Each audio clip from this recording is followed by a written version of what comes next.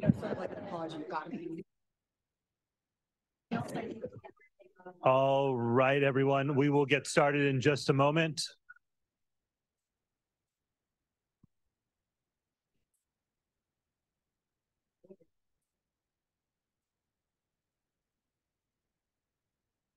Yeah. Yeah. All right. Good morning, everyone. The November 3rd Board of Directors meeting is called to order. First, I would like our interpreters to explain how to access interpretation. Good morning. To use the interpretation feature, please scroll to the bottom of the Zoom screen where the meeting's controls are. Click on the interpretation icon, the world, and select English as your language. If you're joining through the Zoom mobile app, through a cell phone, tablet, etc., please press the ellipsis, then interpretation, and then choose your language. Finally, click on mute original audio to not hear the original Spanish low in the background. Headsets are available for interpretation. If you're in the meeting room, please check out a headset from the receptionist in the lobby. Buenos días. Para hacer uso del servicio de interpretación, por favor desplazarse a la parte inferior de la pantalla de Zoom donde aparecen los controles. Haga clic en el icono de interpretación, el globo terráqueo, y seleccione español.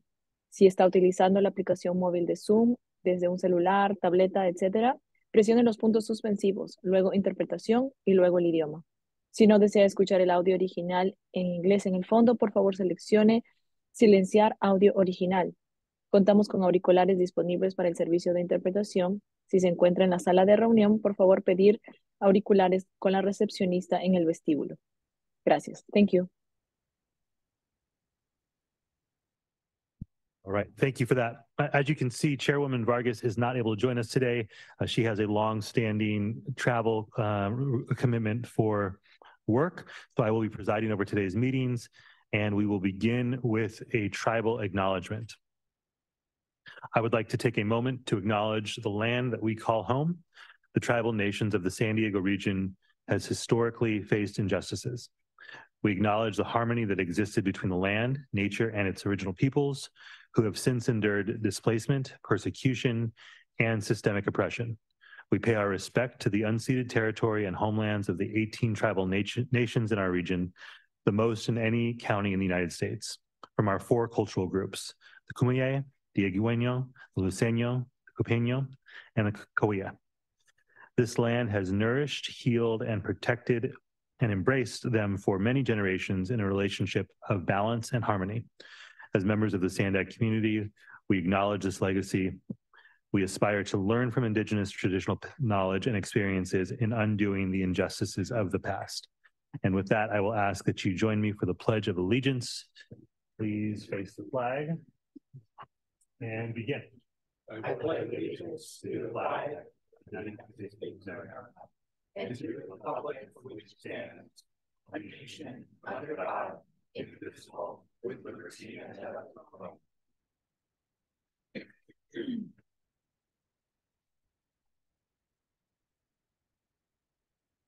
Tessa, please call the roll. Good morning. City of Carlsbad, Councilmember Burkholder. Burkholder present. City of Chula Vista, Councilmember Chavez. Present. City of Coronado, Councilmember Duncan. Present. Both seats for the County of San Diego are absent. City of Del Mar, Councilmember Gasterland. Present. City of El Cajon, Mayor Wells. Here. City of Encinitas, Mayor Kranz. Here. City of Escondido, Mayor White. Present. City of Imperial Beach, Councilmember McKay. Present. City of La Mesa, Councilmember Shu. Here. City of Lemon Grove, Mayor Vasquez. Here. City of National City, Vice Mayor Molina. City of Oceanside, Deputy Mayor Keim. City of Poway, Mayor Voss. Here. The second seat for the City of San Diego is absent. City of San Diego, Vice Chair Elo Rivera. Present. City of San Marcos, Councilmember Musgrove. Here. City of Santee, Councilmember Hall. Here. City of Solana Beach, Second Vice Chair Huebner. Present. City of Vista, Councilmember Melendez. Here. For Caltrans, Deputy Director Fox. Here. MTS is absent. North County Transit District, Councilmember Edson. Present. Imperial County is absent. sorry, USDOD, Anna Shepherd. Port of San Diego is absent. San Diego County Water Authority is absent. San Diego County Regional Airport Authority is absent. Mexico, Luisiana Gonzalez. Present. And San Diego County Tribal Chairmen's Association is absent. That concludes the roll call and confirms a quorum. Thank you. All right, we will move to item 1, which is public comments and member comments. Before we do that, I will remind folks in the room that this meeting will be conducted in an orderly manner to ensure that the public has an opportunity to be heard and that the members' discussions and deliberations are not disrupted. We want to hear from people on the subjects of today's meetings, but we will insist that comments remain on topic and comments shall not use loud, threatening, profane, or abusive language that disrupts the orderly conduct of the meeting. Such comments will not be tolerated, and any such language or any other disorderly conduct that disrupts, disturbs, or otherwise impedes the orderly conduct of the board meeting is prohibited. With that, let's begin with non-agenda public comments, please. Thank you, Vice Chair. I have 5 in-person public commenters, and we only take the first 5 public commenters at this time. The remaining commenters will be taken at the end of the meeting. The 5 in-person that will be taken now: Dr. Bailash, Mary Davis, Corey Schumacher, Truth, and Mike. And then the final public commenters that will be taken at the end of the meeting: Alex Wong, B. Mittermiller, Blair Beekman, Paul the Bold, phone number 813, the original draw. Dr. Bailash, please go ahead. Good morning, board. Thank you for taking my public comments this morning. I was up in UC Irvine last week for a science conference and had a discussion and heard some presentations from the UC Irvine Department of Engineering. I wanted to alert the SANDAG board and the staff that they're very interested in studying the emissions from brake wear, tire wear, and road wear, particularly particle matter 2.5 and below. I saw some astonishing recent findings the last few weeks. They're monitoring the air in areas like Santa Ana and showing high levels coming across from I-5, I-405 areas, and differences in the brake wear in terms of ceramic versus metallic infused brakes even, and the concentration at the times when the traffic is high coming across miles away from it. So there's a lot of work that needs to be done. I think they would be deserving of a look at offering some type of funding for additional projects in this, as we have very limited scientific information about it. I think it would be a great thing to look into. Thank you. Your time expired. Our next public commenter, Mary Davis, please come to the podium. You will be followed by Corey Schumacher.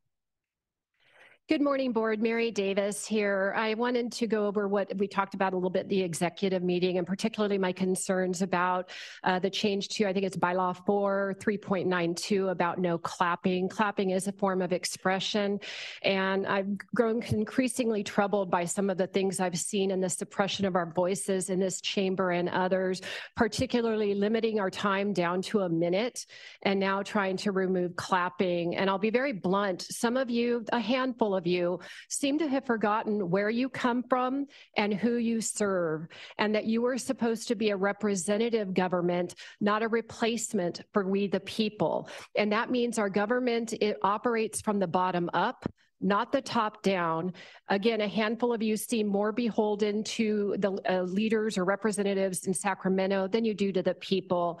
I do want to remind you about In Re K, the case precedent in California for free speech. A cogent remark, even though rudely timed or phrased, may contribute to the free interchange of ideas and ascertain the truth. Thank you. Our next public commenter, Corey Schumacher, will be followed by Truth. Good morning, honorable board members. My name is Corey Schumacher. I'm the political director of IBEW 569. However, today I'm here speaking on my own behalf and wanted to express my deep support and gratitude for the work that you do here, which is the people's work. We have elected you to do the hard and complex work of planning for the region, and you're just doing stunning work. I also want to take a moment to say thank you to the staff who is doing exceptional work within the space and has the institutional knowledge and expertise to undertake large large public works projects that span decades and require focus from all of us and paying attention to the economic flows and transportation flows and such. So just a moment to take and express some gratitude for you all, and really appreciate you continuing to do the good work of the people. Thank you. Our next public commenter, Truth, will be followed by the final commenter at this time, Mike. Remember when I said TikTok? This is for Sandy and Elephant Andrea. And another one. Melanie, last meeting you said you're not a conspiracy person. Yes, you are. You're in Sandag, which has a conspiracy to reduce VMT. And you talked about security behind closed doors. You guys are now enclosed in a literal inner circle with this podium too far away. And there's all these fake plants falling apart that I keep fixing. And Jack, I'd love to know how that budget benefited everybody if we had Solana Beach, IB, and Coronado get nothing, more inequity. And Nora asking publicly who was coerced or bullied. Outing people is wrong because retaliation is real. And Tony, you've said before you didn't know anything about the tracking of the regional plan. That was a roundabout lie. Everyone here has been presented with the tech info, and go on the website and read it just like I did. So you guys want to joke now? Besides Sandag being transparent, a random guy said I could sell cars. I said, I hope so, since I talked to corrupt people in government. And of course, I was mostly talking about Sandag, but there's also some city councils that are very corrupt too. Your time has expired. Our final public commenter at this time, Mike, please come to the podium.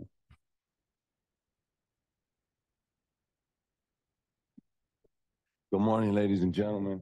It is absolutely astonishing that we have some new faces in the crowd today. Anyway, it's kind of troubling that when corruption gets exposed here at this type of government that we respect so much, the solution is to hire 2 more guns, remove some public seating with some fake ferns, and then bring our podium back roughly 8 feet. With that, I'd like to at least have a moment of silence for the old podium spot.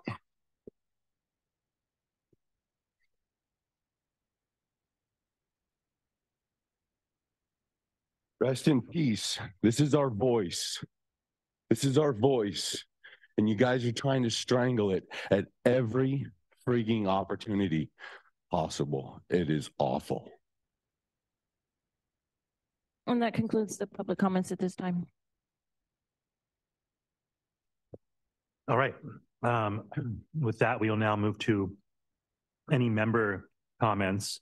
Go ahead and feel free to use your device to register any desire to speak right now. Before I go to any other members, I wanted to make a couple comments.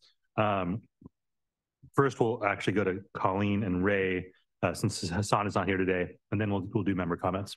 Apologies. Thank you, Chair, and good morning, board members. Hassan sends his regards. I just had a few things to report to you all today. Ray and I, your deputy CEO, spent time with the executive directors from about 70 other metropolitan planning organizations throughout the nation. So I call them the other Sandags. We're Sandag and then the other Sandags. And really just sharing information about agency efficiencies, how we can share information with the public, different ideas that different MPOs are doing. And so it's always helpful to have those kinds of conversations. Meanwhile, there were other staff members who attended the Focus on the Future conference. So that's a California conference that really focuses on how projects get planned and transportation projects get delivered. So state agencies attend that, and then our counterparts at other organizations throughout the state. So the Sacramento area Council of Governments, as well as Southern California with SCAG and other entities. So wanted to make sure you were aware of that. The Strategic Growth Council, that's a state organization that has representatives from multiple different state agencies, was in San Diego last week. And we brought together a number of our staff as well as local staff, so many of your staffs attended as well, to really try to better understand how it is that we can all meet state requirements at the local level and at the regional level. And that conversation will continue next week. Actually, there's a session in Los Angeles with the Governor's Office of Planning and Research. I did extend an invitation, and I don't know if you know this, but I work regularly with most of your city managers. And so there will be some, I know the Oceanside city manager and San Marcos city manager will be joining me on Monday in this discussion with the Office of Planning and Research. And it's really, how do we strike a balance in the requirements about climate and housing and make sure that we're doing that in a way that allows us to continue to provide the best possible service to the region's residents and all of your constituents. So that concludes my report, and turn it back to you, Chair. Thank you, Colleen. All right. I have a couple updates for everyone. The first is regarding the CEO recruitment process. At last week's meeting, the chair announced that a special board meeting has been called for November 17th, starting at 10 a.m. During that meeting, we will be conducting interviews for the interim CEO position during closed session. It's a very important meeting, so everyone's participation would be very much appreciated.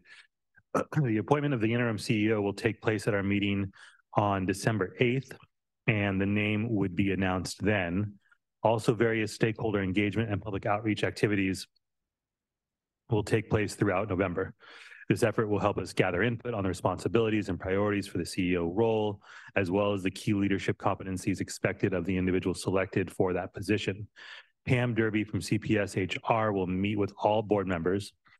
Pam will also talk to other elected officials and community leaders, hold workshops for members of the public, and meet with staff. The CPS HR team has also launched an anonymous online survey to collect feedback on the CEO position. The survey is available in English and Spanish. A link can be found on the SANDAG website. If you go to www.sandag.org/CEO.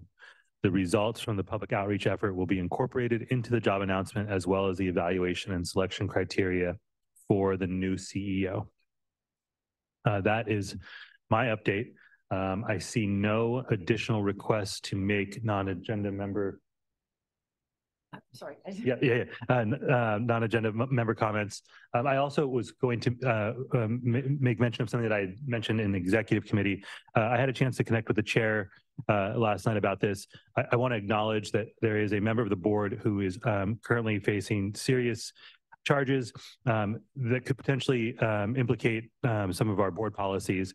The appropriate venue for that discussion would be an open session conversation that's been properly noticed, and we intend to provide that space if necessary. We wanted to acknowledge that and make sure that we weren't just blowing by what had happened. Again, seeing no additional requests to speak during non-agenda comments from members, we will now move to our consent agenda, items 2 through 4. Do we have public comment on the consent agenda? Before we move forward on the consent agenda, I'd like to ask our Deputy CEO Clemenson to announce amendments made during the executive committee. Thank you. We did add 3 items to the December 8th Executive Committee agenda. One is a resolution that would support the World Design Conference, the 2024 World Design Conference. The second is to follow up on the closed session discussion around security. And the third is a potential item. We may have some additional information regarding the toll operations, and we would bring that back to you. So that concludes the amendments to the agendas that were made at the executive committee meeting. Thank you. Do we have public comment? Thank you, Vice Chair. Yes, we do have public comments. I have 6 total public comments at this time. Truth, please go ahead.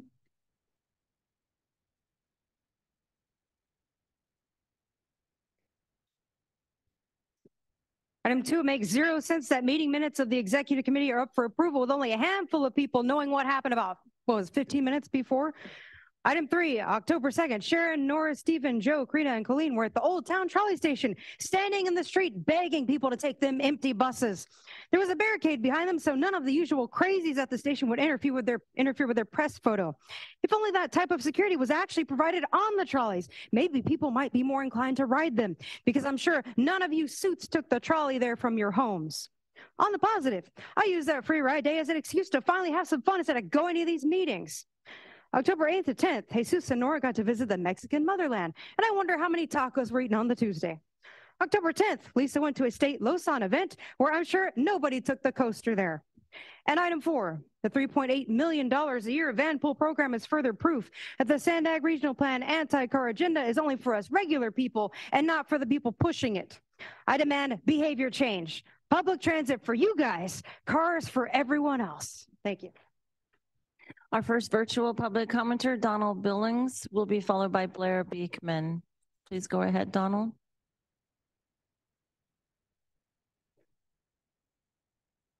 For your time. I just wanted to comment on what is framed as the Del Mar Tunnels project. I want to encourage you to understand that this is not about Del Mar. This is a potential boondoggle that will be financed by all of your constituents in Escondido, Chula Vista, Vista, and other parts of the county for a project that benefits a handful of relatively affluent coastal residents. Please understand that only 0.1% of the county population uses this train after 25 years of heavy subsidies. I encourage you, when doing a cost-benefit analysis of the so-called Del Mar Tunnels project, to think very broadly about who benefits and who pays, and represent your constituents and your taxpayers accordingly. Thank you. Our next public commenter, Blair Beekman, will be followed by the original draw. Blair, please go ahead. Hi, Blair Beekman. I wanted to speak to the approval of the proposed solicitation for the van pool program. Sorry about that. I didn't read that right. Yeah, the regional van pool leasing program. Yeah, I wanted to quickly comment. You had a few items last week about ride sharing for people with, or a few weeks ago, ride sharing with people with health conditions. This is a part of that process. Thank you that it is on your agenda and can't be mentioned at this time as we're trying to develop good practices in the future of ride sharing. Whatever it can be, this is part of the options and solutions. So thank you. I think ride sharing is really an important concept for the future of transportation. And it's just nice that this item is on the agenda today. And as an ask, can you offer remaining public comment at the end of the meeting today before you go into closed session? Thank you. Our next public commenter, the original draw, will be followed by Paul the Bold. The original draw, please go ahead. Yes, we do not support the World Design 2024. You guys sit here and you act like you're speaking for the people, and you shouldn't be doing that. And, you know, the whole meetings minutes from and the board agendas that are to come up, the whole thing that you're doing with security behind closed doors and closed session is totally not transparent. And you're doing that again, coming up with the interim CEO selection going into closed session. You guys are never transparent. And like I said at the last meeting, you're always doing things that are nefarious when you can't do it in front of the people. And it's really important that you do that. But you're not going to, because you need to obfuscate things.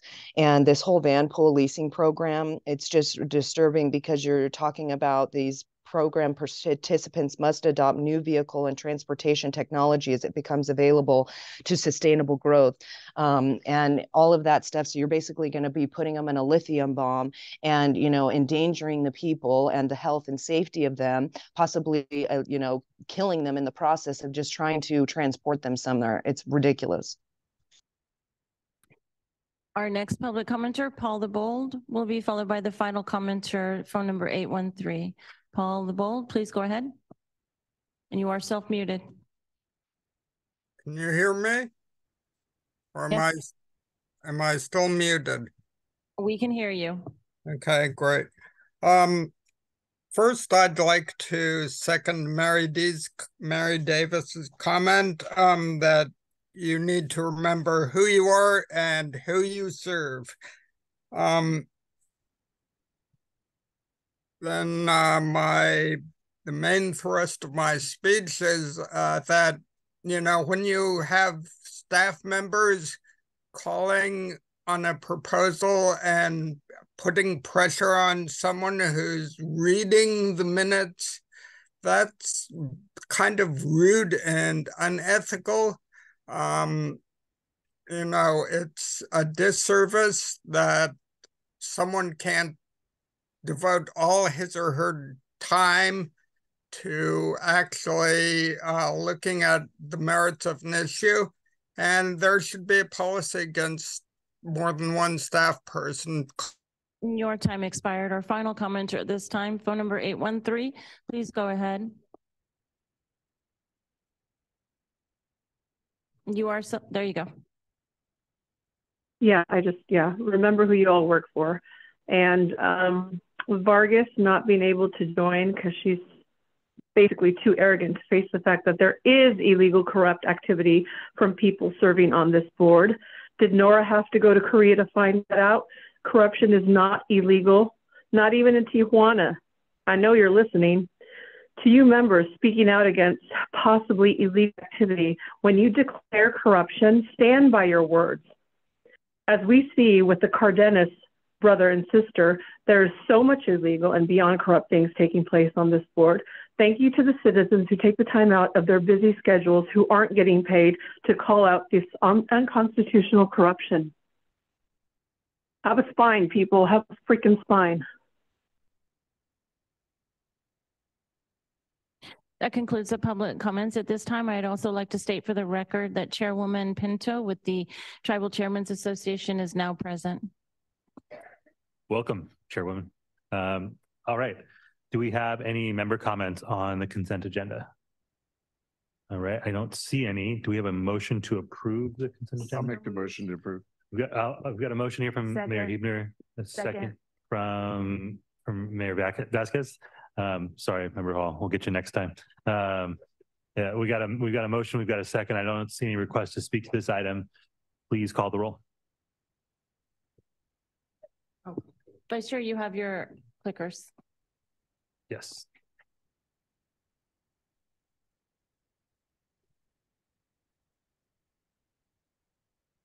Good.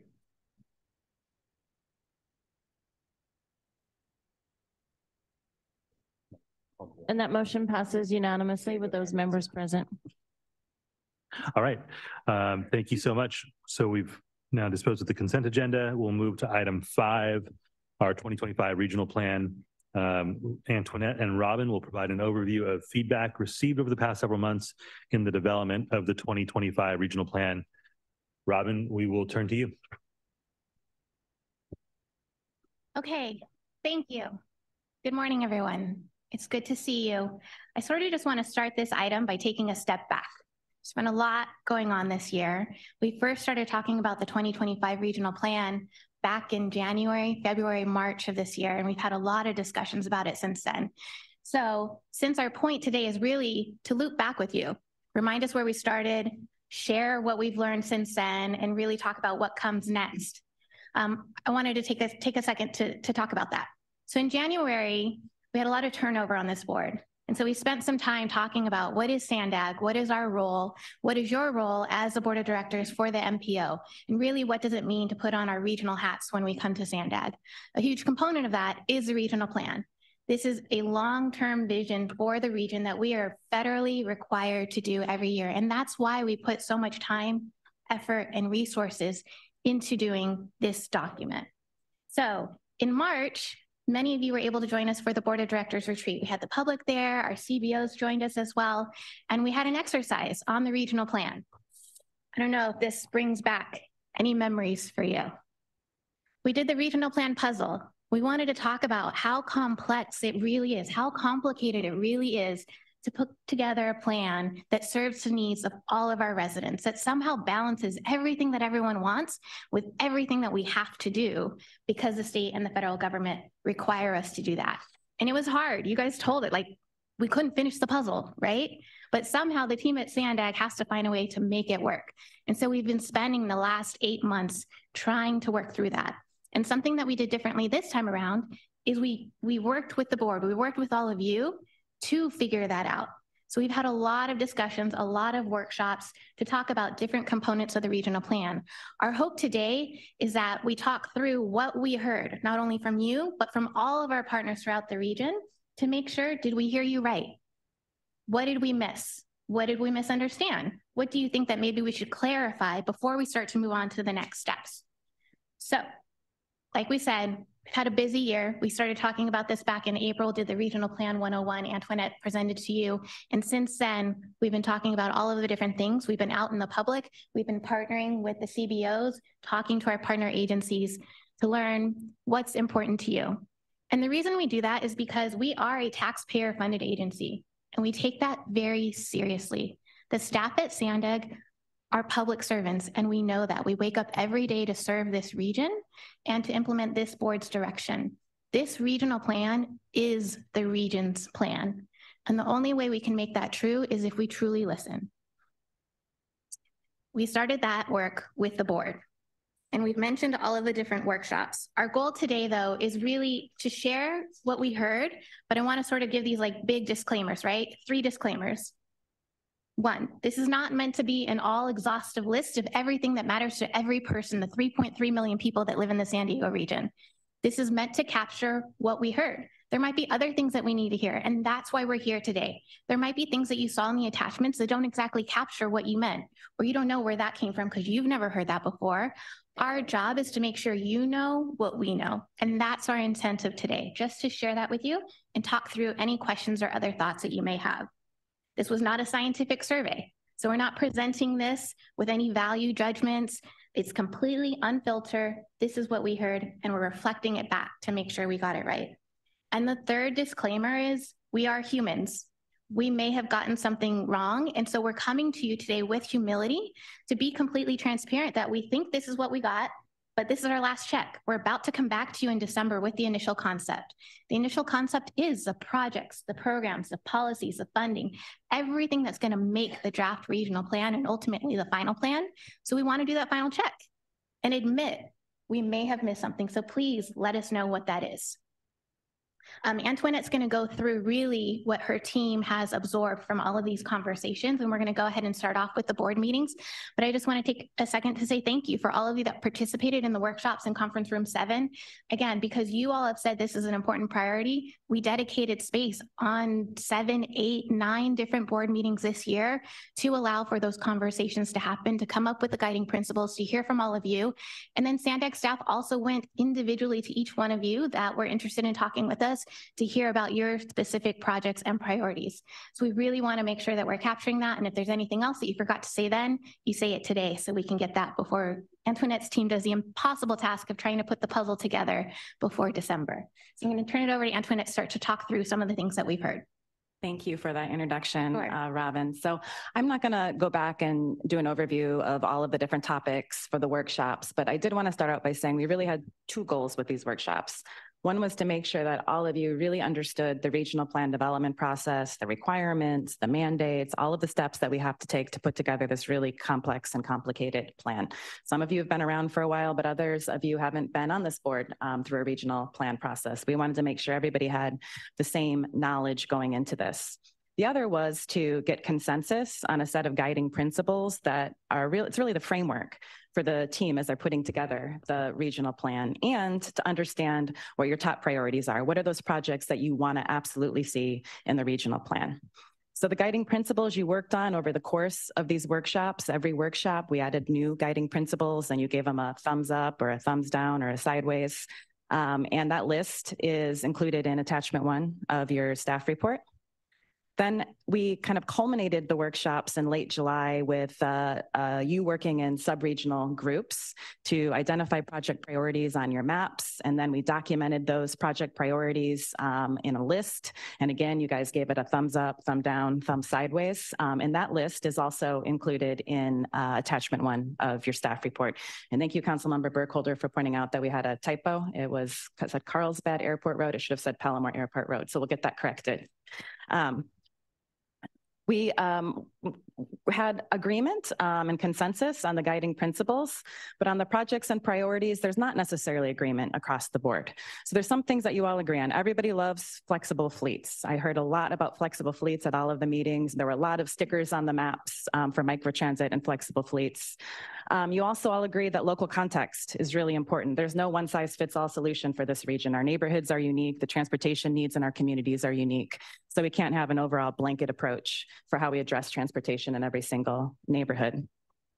While there's support for transit among the board members, how much we invest in transit, how we implement transit, where we implement transit isn't necessarily an area of agreement. And the same thing goes for express lanes. I think generally there's support for express lanes, but how those get implemented, whether they're additional lanes or not, is not necessarily an area of agreement. So in addition to the workshops with the board, we held a lot of workshops, meetings, discussions with our member agencies, our partner agencies. So we had 2 joint working group workshops. Working groups at SANDAG are made up of staff from all of your agencies, as well as our social equity working group, our military working group. We had 2 workshops with the Tribal Transportation Technical Working Group, where we really made sure that we were addressing the needs of the tribes and that our plans were consistent with the Tribal Transportation Plan.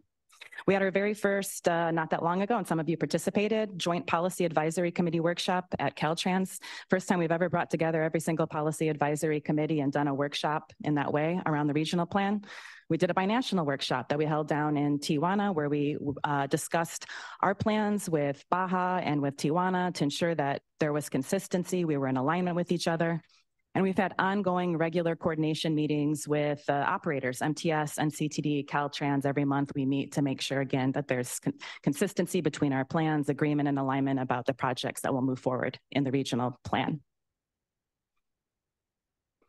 Public engagement. We have been hard at work over the last few months, going out into the community and talking with the public and hearing about their needs and priorities as well. So we did 6 sub-regional workshops that were very well attended. I've been involved with a lot of regional plans in this agency, and I've never seen so much public participation in workshops related to the regional plan. And I want to just recognize the work of our community-based organizations. We're joined today by one of them, Mid-City Can. They put a lot of work into making sure that people came out.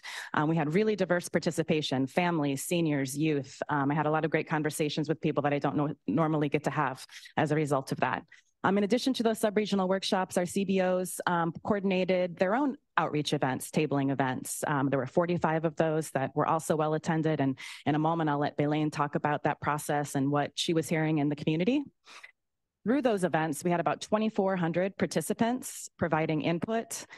We also had an online mapping tool. We know not everybody can come out and go to a workshop, so we wanted to make it as easy as possible for everyone to provide input. It was a really great tool, super easy to use. You could drop a pin and leave a comment about an improvement that you'd like to see or an issue in your community with transportation. And we got thousands of comments through that online tool. We had more than 8,000 people visit the website. And then we held some virtual workshops as well. Like I said, not everybody can come out to a public meeting, so holding a workshop over Zoom made it easier for people to participate who couldn't come to us in person.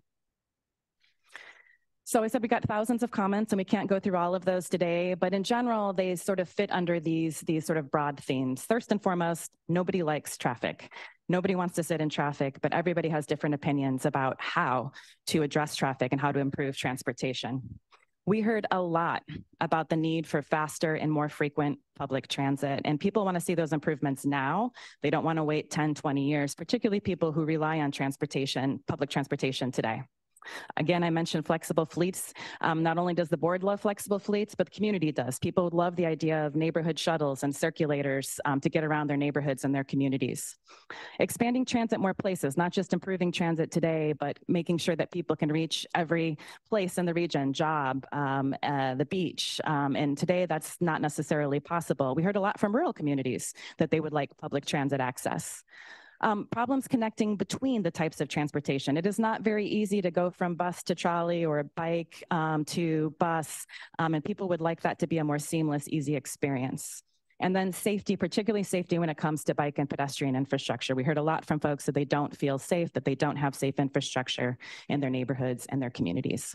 Antoinette, I just want to add something. You said that folks want transit now. I would say one of the themes I heard from everyone is everyone wants everything now. So whether it's a road project or a transit project or a bike and safety project, that is definitely going to be one of our challenges, is how do we balance that given the funding sources that we have over the next 10, 15, 20, 30 years. And a lot of the conversations we had in communities was about why it takes so long and the whole process of how a project in the plan actually gets implemented.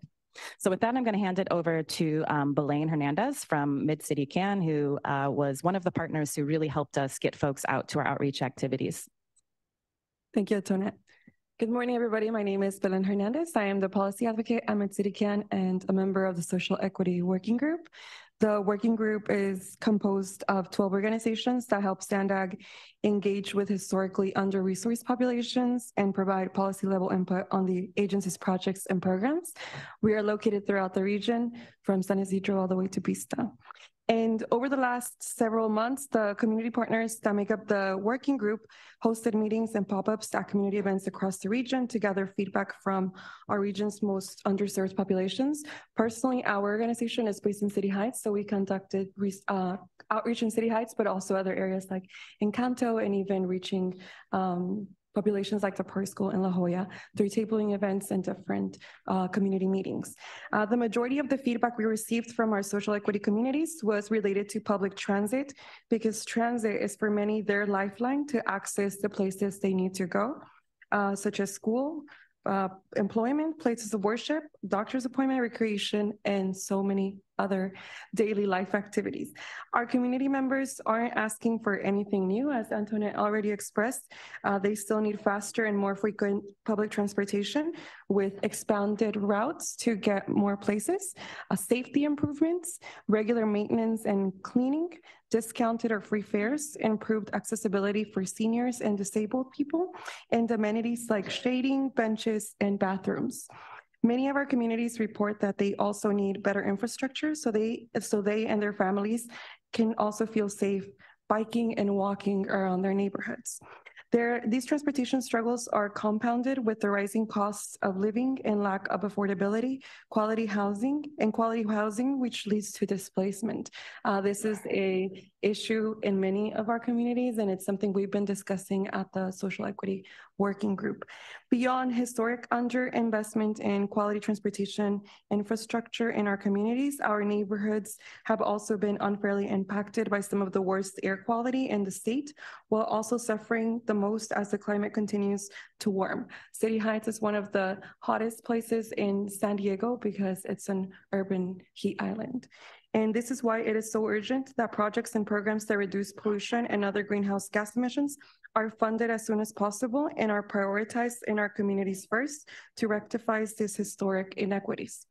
Thank you all for the opportunity to share this with you this morning. Thank you, Belaine.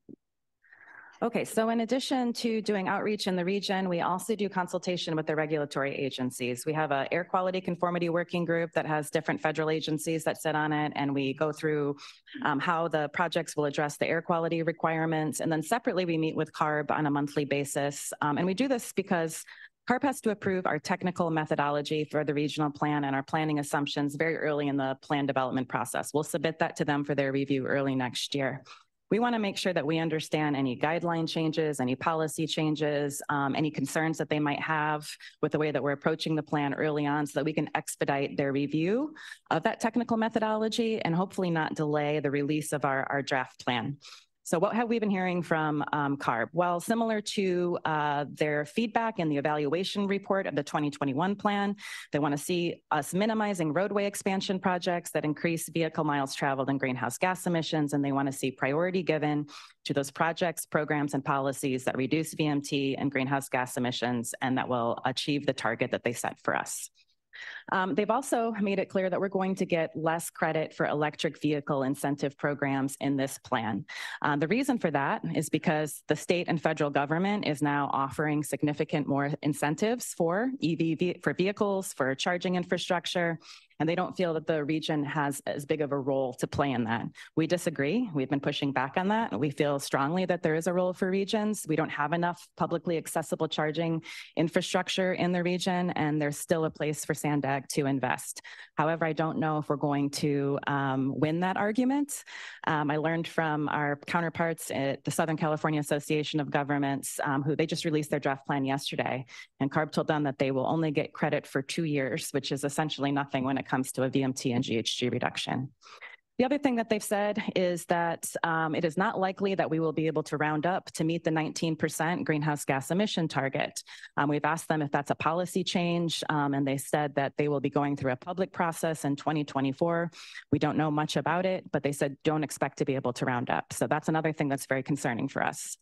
And last but not least, they want us to demonstrate how we are showing progress on the projects, the programs, and the policies from the 2021 regional plan, the projects that are reducing VMT and GHG, so we'll be submitting a progress report to them shortly.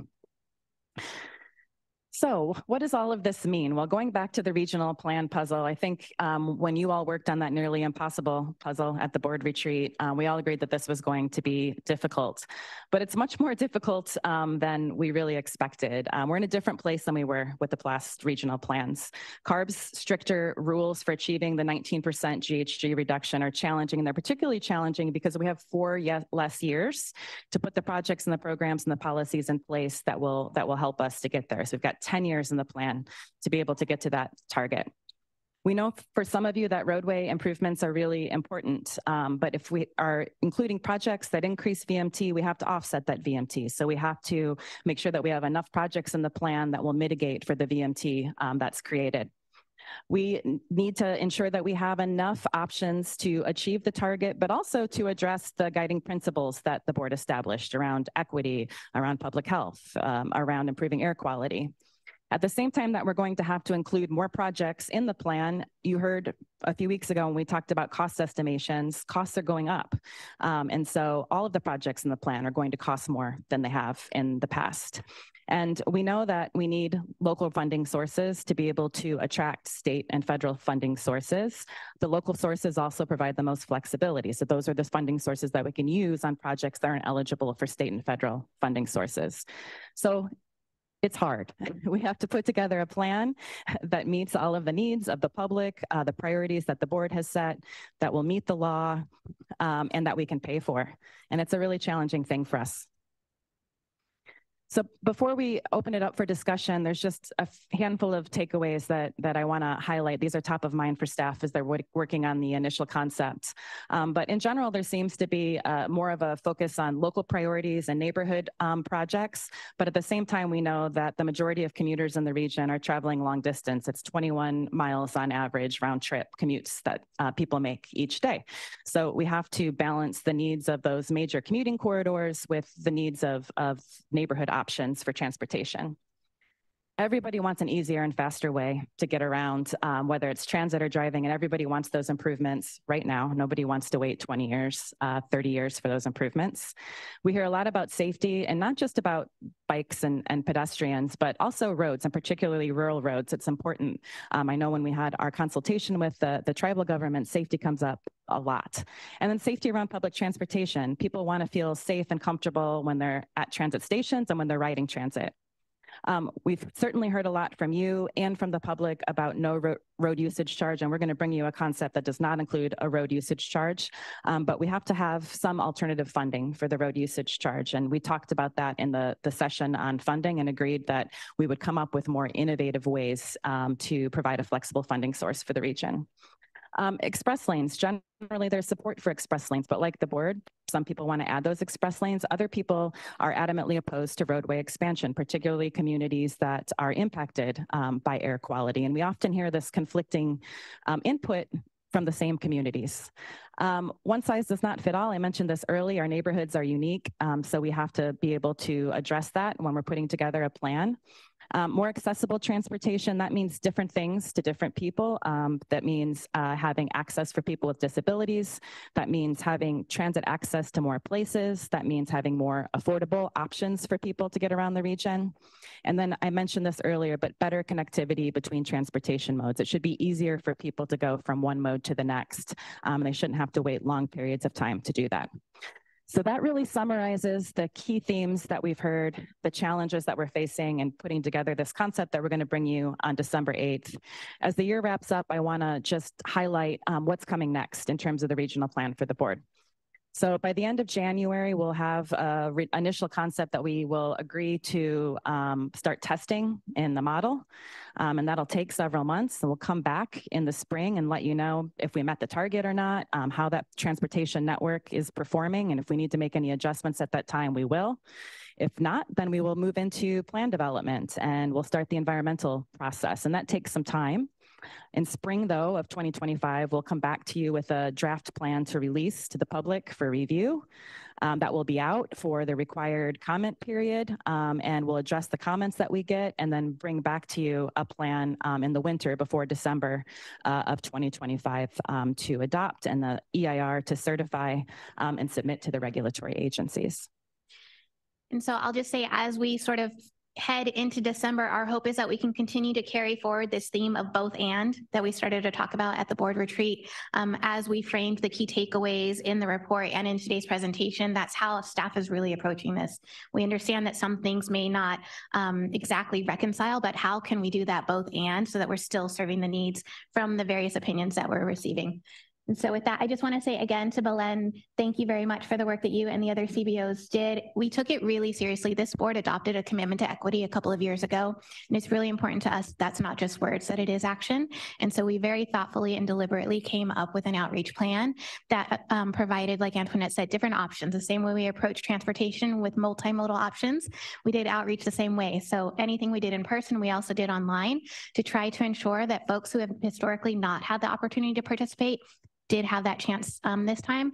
And I think staff was really, really happy to be able to see faces that we haven't seen before, be at the table and be a part of this process. So I thank all of you that helped to get the word out as well. We were in your cities. Some of you joined us for those workshops, and I think that it really did make a difference. With that, we will hand it back over to the Vice Chair. Thank you, Robin. Thank you, Antoinette. Thank you, Belen. I want to say thank you to you and all of the Sandag staff for reaching out and hearing from folks, the board, the public, our partners on the plan. And thank you for the loop back today. I also I think I've referenced this before, but want to say how appreciative I am to what I see in terms of this presentation. As I've shared, I was on the other side of this dais at that podium, advocating for a more inclusive and representative process for the creation of the regional plan. And Jack and I were on that side, shaking our fingers at some of the folks who are here today on this board. I worked in Mid-City CAN and was so frustrated with the process that I was removed from the podium because I wasn't allowed to share my opinion in a way that I thought was fair. And to the point where the community members who we brought to the meetings, there were times where I wondered, is this even worth it?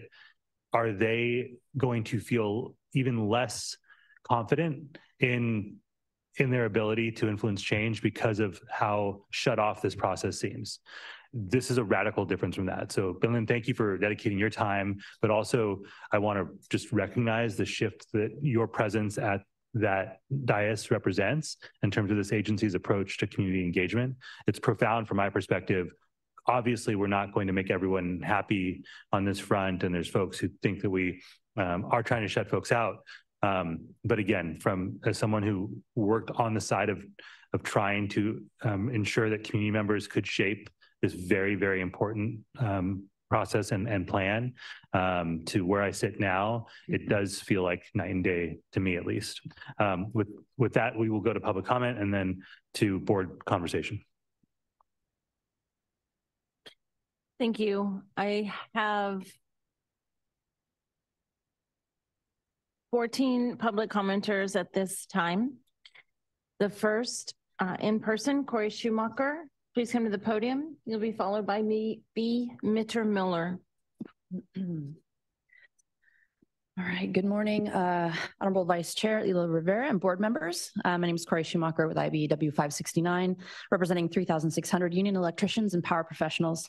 We're here today to remind the board of the importance of staying focused on high priority transit projects and transportation alternatives that decrease vehicle miles traveled and decrease the number of single occupancy vehicles on our freeways. Some examples of what we would like to continue to support, as well as some iterations of this in the future. In North County, we strongly support grade separation projects for both the Coaster and the Sprinter. Central and East County, we support east-west transit connections to access key employment centers from the Purple Line. In South County, we urge your continued support of high-priority transit projects, including the cross-border trolley and the Purple Line. And it's very clear, our community may be conflicted, but the research is clear that freeway expansion induces demand, is a short-term solution, but not a long-term solution to the growing problem that we have with traffic. Thank you again, staff, for the exceptional public outreach and report, and to our honorable board members for continuing to do the good work of this body. Our next public commenter, B. Mitter-Miller, will be followed by Rita Clement.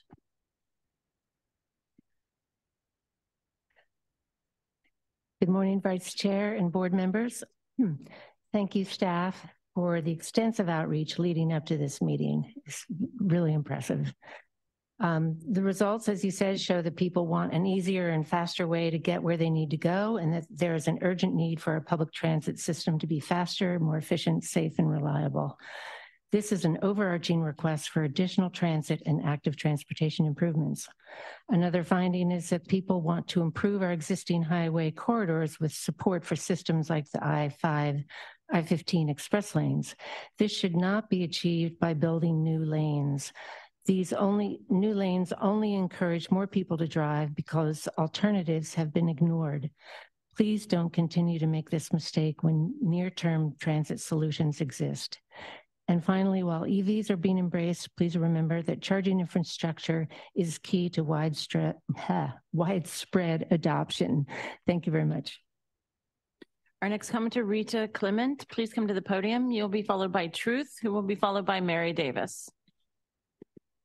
Good morning, Vice Chair Shani Lovera, Sandag board members and staff. My name is Rita Clement, and I live in Chula Vista. I'm a volunteer with San Diego 350. I'm speaking in support of item 5 concerning the 2025 Regional Transportation Plan. Transit investments can create more high road jobs than highway investments on a per dollar basis. Transit investments will lower greenhouse gas emissions. California's transportation system directly kills 4,000 people every year in preventable traffic violence. I emphasize that we must lower vehicle miles traveled by 3% every year to meet our climate action plan goals. We're running out of time, and the longer we take to take bold measures, the harder it will be to reach our climate goals. Thank you. Our next commenter, Truth, will be followed by Mary Davis and then Mike.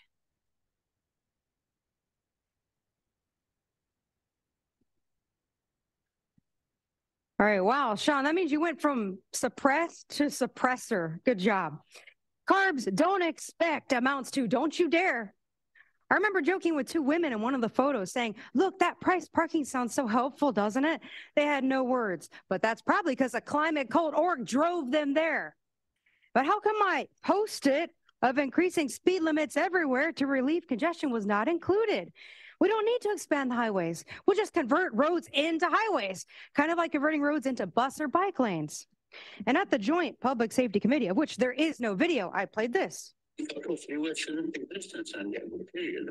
People say, oh my gosh, he not only doesn't want to expand the freeway, he's going to take them away. And that's true. I would be extremely happy with 800 miles of high occupancy all lanes. We have a right to travel unimpeded, a right to mobility. And 60 seconds to speak is proof of no community input in this plan.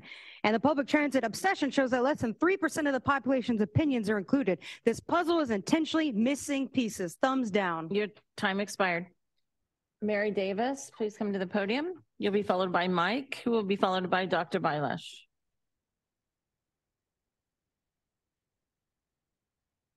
Hi, yes, Mary Davis here. Good morning. I just wanted to say that I do appreciate the work that staff did put into this, and there was a lot of work and workshops. However, I don't know that it's really any different than what, other than the road charge being removed, that it looks suspiciously similar to what had been brought forth. And I'm not sure if my Post-it note might have fallen off and didn't make, but I am here to advocate again for the 67. I see a lot of emphasis put on bike safety, but where's the public safety for the East County and North Inland residents? And I'm not talking about just repaving the road or putting a new hiking trail in. I'm talking about widening the 67 and making it a viable escape. As a former emergency worker, it's interesting. We had a saying. It said, when you staff for average, you plan to fail half the time and you accept failing. And so I don't see anybody out dancing that the freeways are empty at 3 a.m, but they're quick to complain when they're congested. So again, in wildfire safety, we need to make sure that we're widening those lanes for prioritizing people first. The animals Your time come has second. expired. Thank you. Our next commenter, Mike, will be followed by Tim Bailash, will be followed by the first virtual commenter, Angelina Neglia 1. So my question is, excuse me, my question is what happens, like, so there's going to be credits given out when this, like, pollution credits, whatnot, that's going on, right? I'm curious, La Mesa, when the thugs that come through your town and burn your buildings down, how is it you exactly intend to collect a tax, a pollution tax, for everything that they damaged in your town? How do you do that? Can you tell them just to not do it? Like how do you not tell somebody, don't come to our town and burn it down? It's going to cause pollution. Can we figure that out? And another thing, I got a bus pass, right? It sucks. The timing sucks. We're at a bus shelter. We don't know when the next one's coming. Your time has expired. Our next public commenter, Tim Bailash, please come to the podium. You'll be followed by our first virtual commenter, Angelina Neglia 1, who will then be followed by Jesse Ramirez.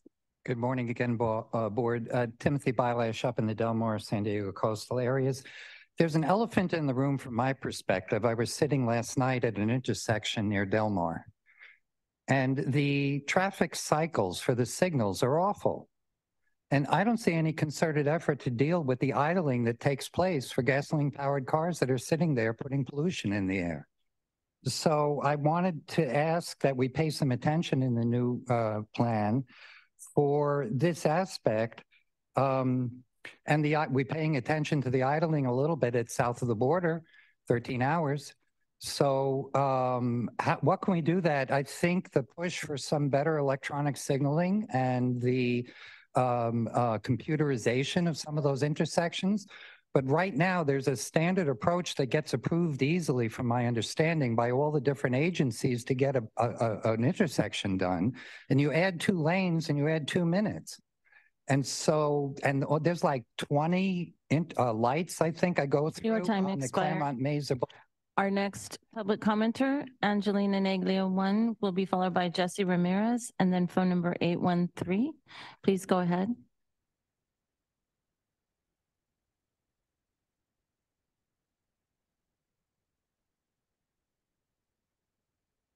Please go ahead.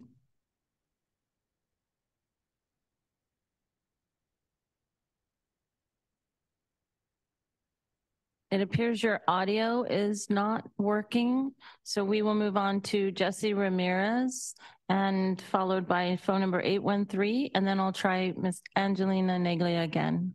Jesse, please go ahead. Good morning, Board of Directors. My name is Jesse Ramirez, and I am here with City Heights CDC and the San Diego Transportation Equity Working Group. I'm here today to make a brief comment. So when speaking to community members, I feel there's a disconnect between them and some of the members from this board. In the regional plan workshops, you hear residents again and again bring up the issue of traffic. So I urge this board to consider fully supporting rapid bus services that have dedicated travel lanes. These provide faster travel times and higher frequency that truly compete with the auto. The goal here is not to force people out of their cars, but rather give people an alternative travel option that is truly competitive to the auto. The reality is, even if you don't believe in climate change, we can't keep expanding freeways forever. Let's consider supporting rapid bus services projects, as we have heard during the outreach of the regional plan. So thank you, staff, and thank you, board members.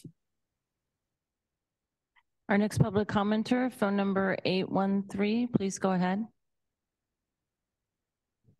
You are self-muted.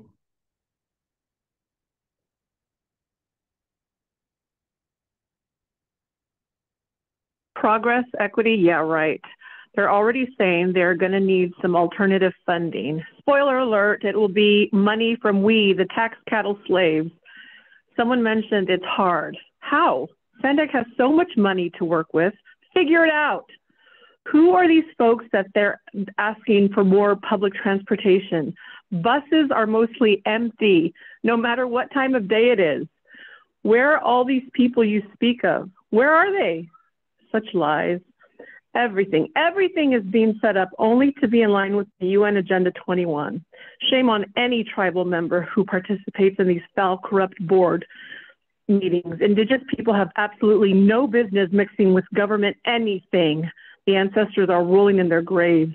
This board only honors natives with words, not by action.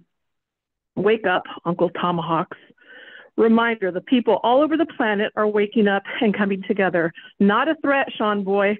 Government boards throughout the county and country are losing control. Your time expired. Our next commenter, Carolina Martinez, will be followed by Clara Grubner. Carolina, please go ahead. Good morning, board members and staff. My name is Carolina Martinez with the Environmental Health Coalition and the San Diego Transportation Equity Working Group.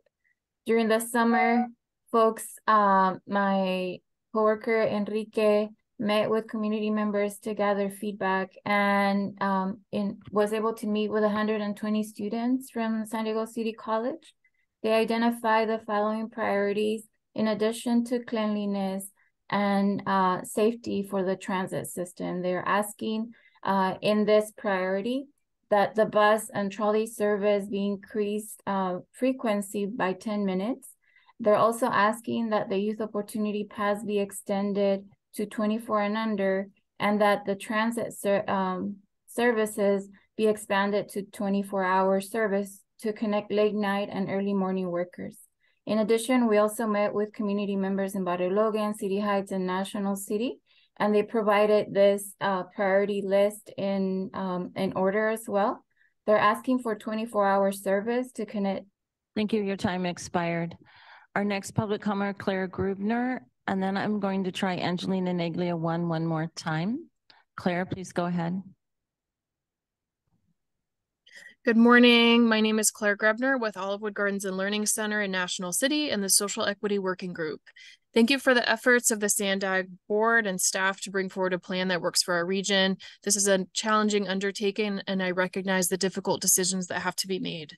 I'm speaking today to uplift the transit needs of our community and urge the board to champion a regional plan that centers social equity, one that centers the needs of communities that have been historically and systemically marginalized and left out of the planning process. Our environmental justice communities shoulder the brunt of air pollution, fractured neighborhoods, and poor transit infrastructure because of historic decisions.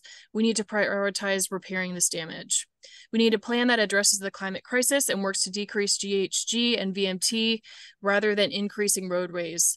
The latter threatens our ability to reduce GHG and receive the critical funding that is necessary.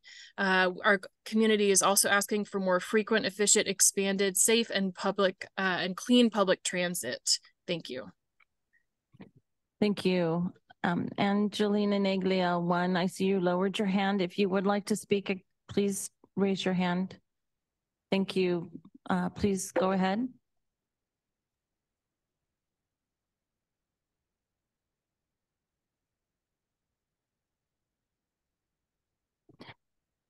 And again, it appears your audio is not working. I'm going to go ahead with the next public commenter, the original draw. Please go ahead. Oh, Sean, poor you. You're like, I don't want to shut people out of, community, shut the community out. That's exactly what you're doing with everything that you're doing. But it's just interesting because you're having discussion with the board of directors, partner agencies, local jurisdiction, key stakeholders, state and federal regulatory agencies, and last but not least, the public. So it's quite interesting that, the public is always last. And when nobody knows about who you guys are, I don't know how you can say that you represent and are, doing what 3.38 million people want. You only have a few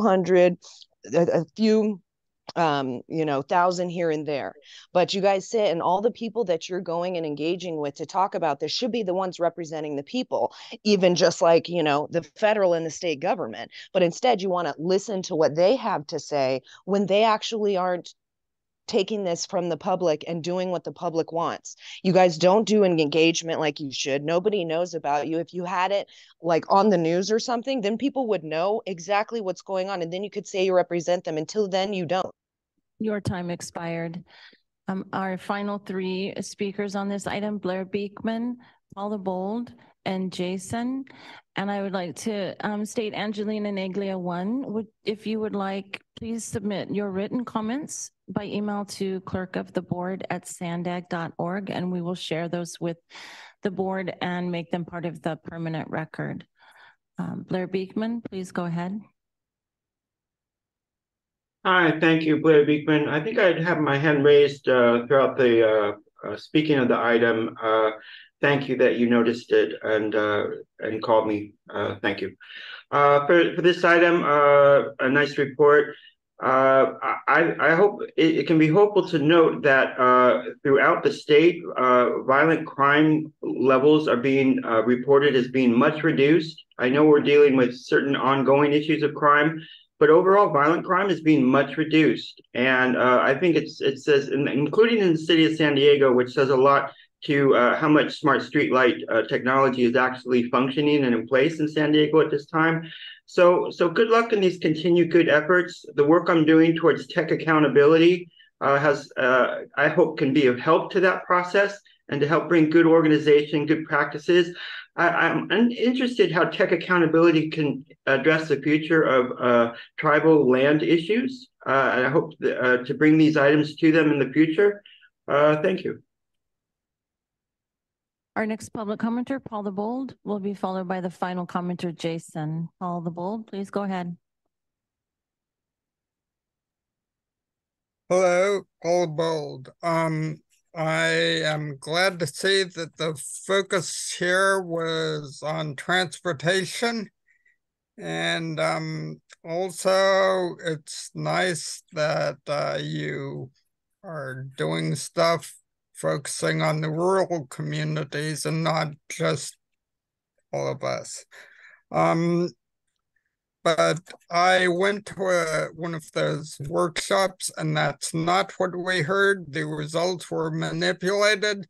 The priorities that Sandag wanted were emphasized heavily, such as there are things being in bold, and what we had to write on with was little tiny pins that probably didn't show up very well. Let's see, non-Sandag suggestions were in the background. So thanks. Time expired. Our final commenter, Jason, please go ahead. Good morning, board. Alleviating traffic on our highways will never happen when we're trying to widen highways. That is too cost expensive and unsustainable. We must make our rail connection stronger. Our Surfliner and Coaster are excellent trains. However, they just don't get the attention that they desire. they need to have, for example, if we complete the tunnel under Miramar, eliminate the Miramar loop, add the UTC station, we could shave off 10 minutes of that commute from Santa Fe to Oceanside. So we need to do these things. We must increase the coaster frequency. It's too infrequent. If you miss your train, you're pretty screwed, to say the least. So please put some attention onto Lausanne. Please don't let the Del Mar NIMBYs dissuade you. We must build that tunnel. If the train falls into the ocean, it will be catastrophic. Thank you. That concludes the public comments. Thank you for that. All right, we will begin the board's conversation with Mayor Huebner. Thank you, Vice Chair. Thank you to the staff for presenting all of this and reminding us of what we've been through this past year. I've been involved in the development of quite a few RTPs over the year here at Sandag. And I can say that this has been a very impressive effort. It's the first time that staff has come to us first prior to crafting a plan and then presenting it to us. I really appreciate it because there were a lot of new board members, and it's always helpful for us former and older board members to be re-educated again on the process and what's going on. But it's clear that we, the board, and the public are going to be very involved this time in crafting this plan more than with any other of the RTPs that I've recently seen. But it's complex, and it's becoming even more complex. What that puzzle that we're putting together is, how are we going to move people through the region in a safe, fast, convenient, and equitable manner? And there's going to be a combination of solutions to that. I was glad that it was brought up, that whole idea that we learned at the board retreat, the both and. I think it's important to recognize that we're all going to have to both listen to and compromise with each other on what's in the plan, and we're not going to love every single item in it. For instance, do not even mention the words direct access ramp to me. I think those things are hideous. Just the absolutely awful structures just to get on the fast lane rather than just plain merging. But I would like to speak to a few things in the report, and I'm just going to speak to the North County items because that's where I live and that's where it's my neighborhood, and I travel throughout it. Very clear that microtransit for micro areas with the purpose of connecting people to jobs, school, healthcare, and the beach. It seems that there needs to be kind of a distinction between the region-wide look at what commuters need and then the local look at what we need to do for errands and just getting around town. And I think the microtransit and flexible fleets is why. That's why you heard a lot about that. EV chargers, really important to us. Unfortunate what we're hearing about from CARB, but we're seeing more and more and more and more EVs, especially in the North County coast.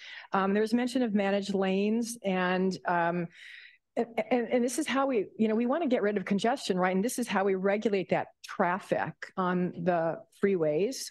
Again, I do not believe that widening freeways is a smart idea because you widen it and they shall come. But with managing them, it's important to make sure that we always have a free option. And I think that's kind of what we've heard in many of the workshops that we had.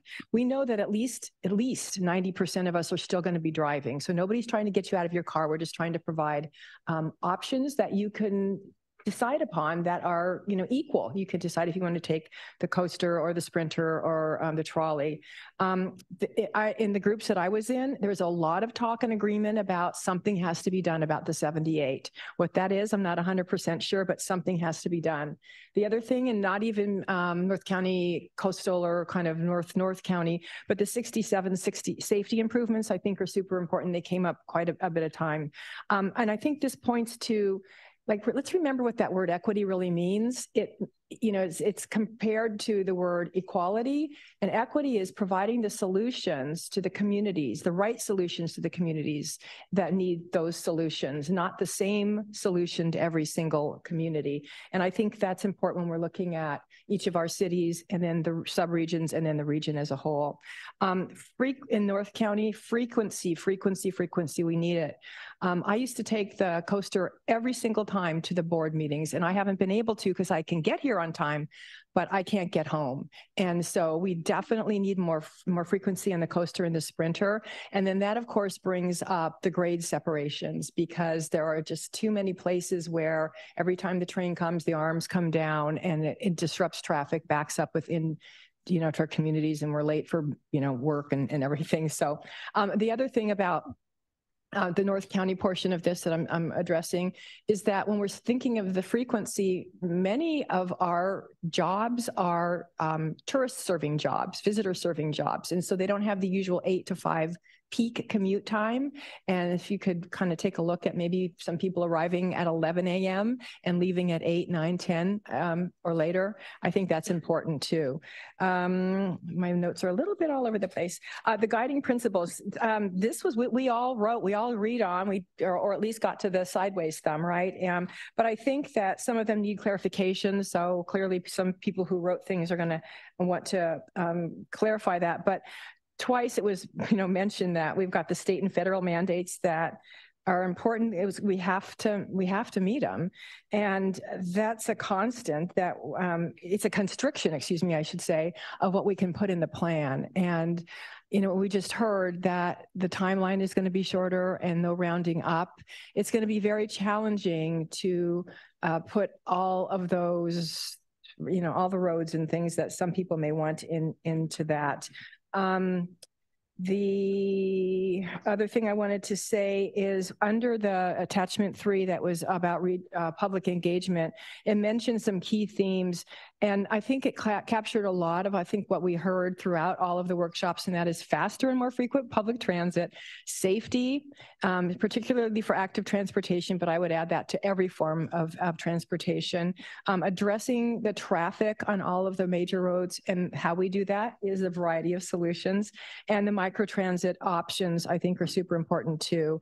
And then finally, I really was pleased to see that many participants noted the unique nature of each of our communities in the region and how important it is to maintain that uniqueness in each of our communities and tailor what we do on the transportation level to those particular communities without destroying ambiance, spirit, character, fabric, whatever it is you want to say.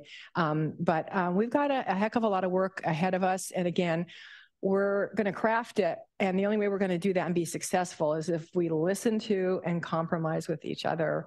And with that, I will turn it back to the Vice Chair. Thank you, Mayor Huebner. All right. With that, we will now go to Member Musgrove, City of San Marcos. Yeah, thank you, Chair. Excellent presentation. Thank you very much. And as we were going through the bullet points, two things really stuck in my mind on slide 11 and slide 12. On 11, where we say there's no other federal or state dollars, that we need local funding sources. And that's extremely important that we have the money, that we can continue some of our work. And while some of you may not be aware of it, last month was the 20th anniversary of the Cedar Fire in 2003, and then 4 years later, the Witch Fire. And when I was in law enforcement, that was a very significant event for us. Either whether I took my team up to look for human remains in a burn area or managing contraflow issues, which Ms. Fox can probably share the nightmare stories of that, trying to get people out of an area. So the other bullet point is on the local priorities versus regional needs. I will advocate until I'm blue in the face for what we need to do with 78, but my regional mind and my experience tells me we need to continue to move the 52, 67 issues ahead, and primarily the 67, because if you recall in the 2003 fire, when there was no access from the rural portion of State Route 78, the only way out was 67. And contraflow, if you're not familiar with it, it's when you take a stretch of roadway and it goes one direction.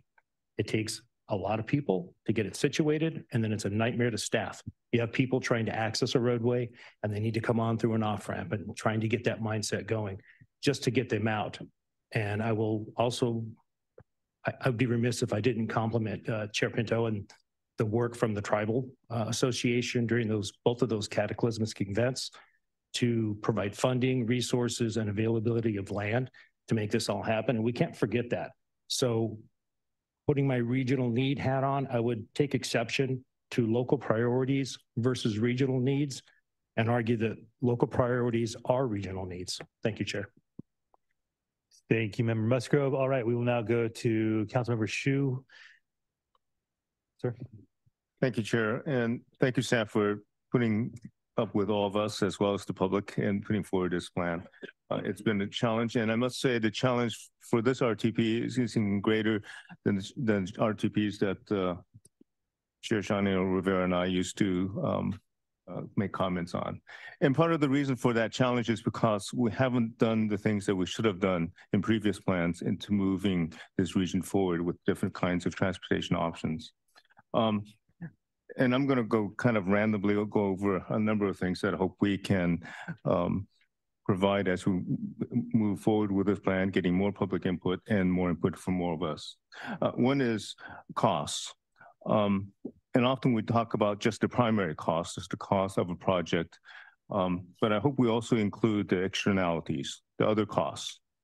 The secondary costs, which are health impacts that induced by projects that cause more harm to the community, or maybe the health benefits from a project, because active transportation provides health benefits. So that becomes a plus. And that should be noted on all of our projects so that we do know what is the bigger picture with each project. That will help us see, I think, what we can do in the future to really help us rather than hurt us. When Sean and I used to be on the other side of the dais, I used to keep on saying paint over pavement. And the idea was that we could do lane conversions and that's much cheaper, faster, and ultimately much more cost effective than widening roads or anything like that. And to that, I think you could solve the problems of in North County and the highways that were just mentioned, 78 and others, if we are open to different kinds of methods of using the roadways as we're using them now. You could expand them later, but we could solve some of these problems now if we think differently in terms of how we use the current lanes we have.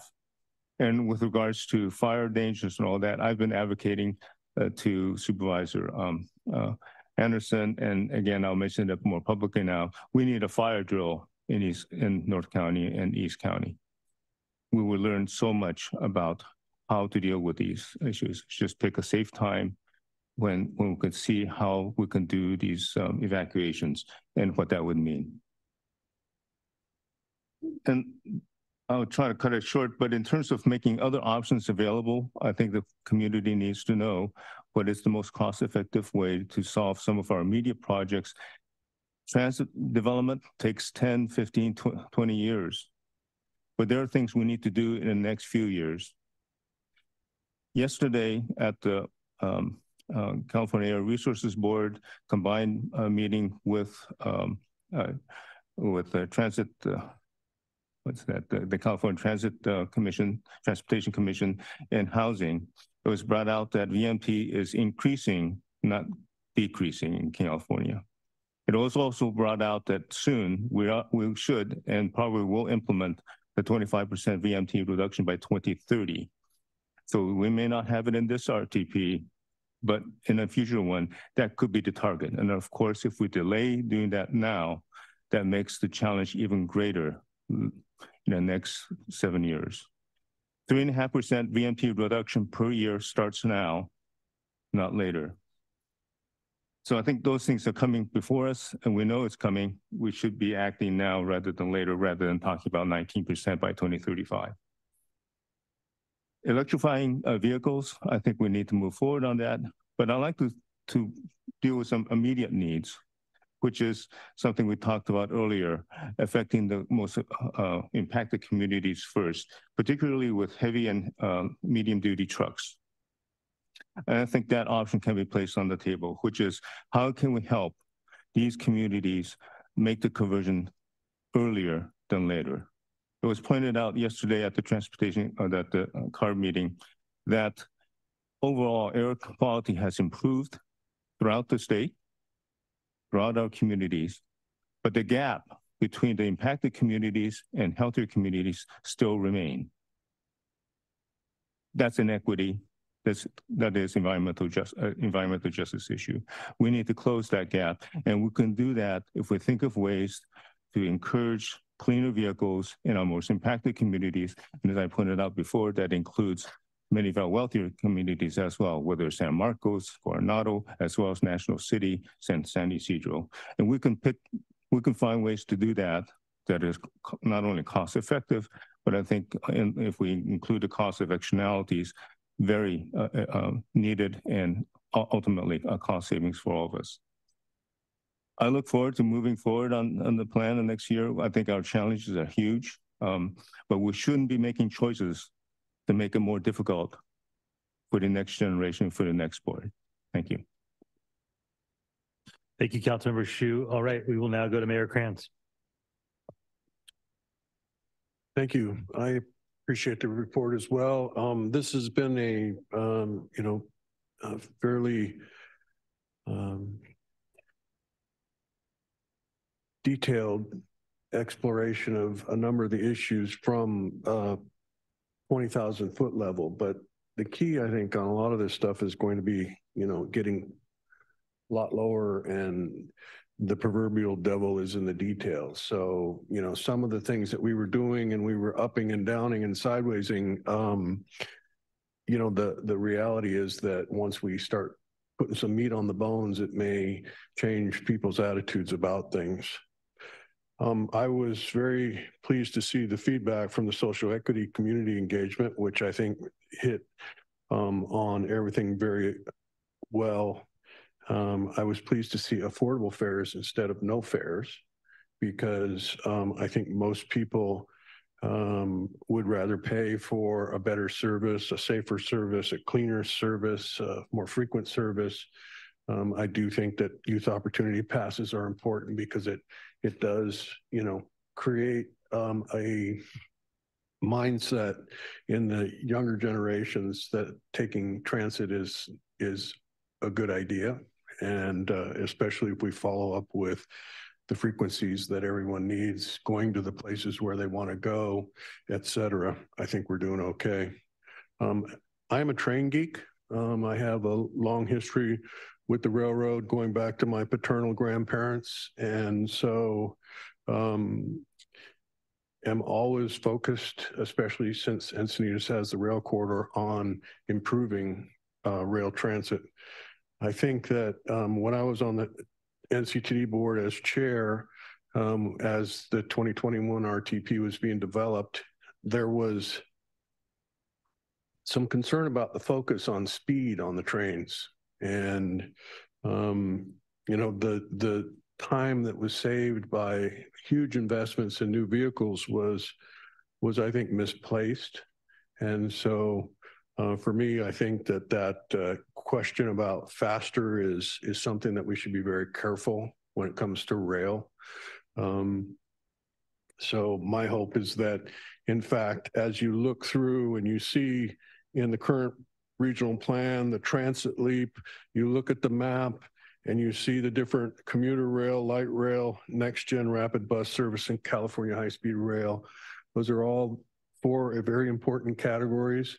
But I would love to see a group that was put together to really kind of work this problem very hard to see if there are some better alternatives to the current plans that were essentially set in motion in the 1880s. I know that the TechBro Transit people all think that we should just get rid of rail. I disagree with that. I think there is a place for rail, but I don't think that kind of doubling down on the current alignment of the track is in our best interest. And I think that where you're seeing issues with the bluffs in Del Mar, 50 years from now, or maybe even sooner, you'll be seeing those in Encinitas along the Cardiff section of track, which has Highway 101 adjacent to the tracks. We've got a Pacific Ocean that's just beaten at that and going to present down the road the same problems that we have in Del Mar.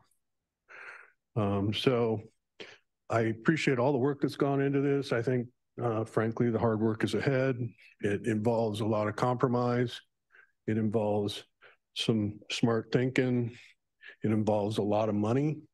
And so that means something that we can prove to the voters is a good investment. So I look forward to the work ahead and the collaboration that's going to be required from this board. Thank you. Thank you, Mayor Kranz. We will now go to Councilmember Chavez from Chula Vista. Hi, and thank you so much. I really do appreciate staff doing the legwork and all the workshops and the outreach to our community. As we mentioned, we're talking about 10, 15, 20, 30 years ahead.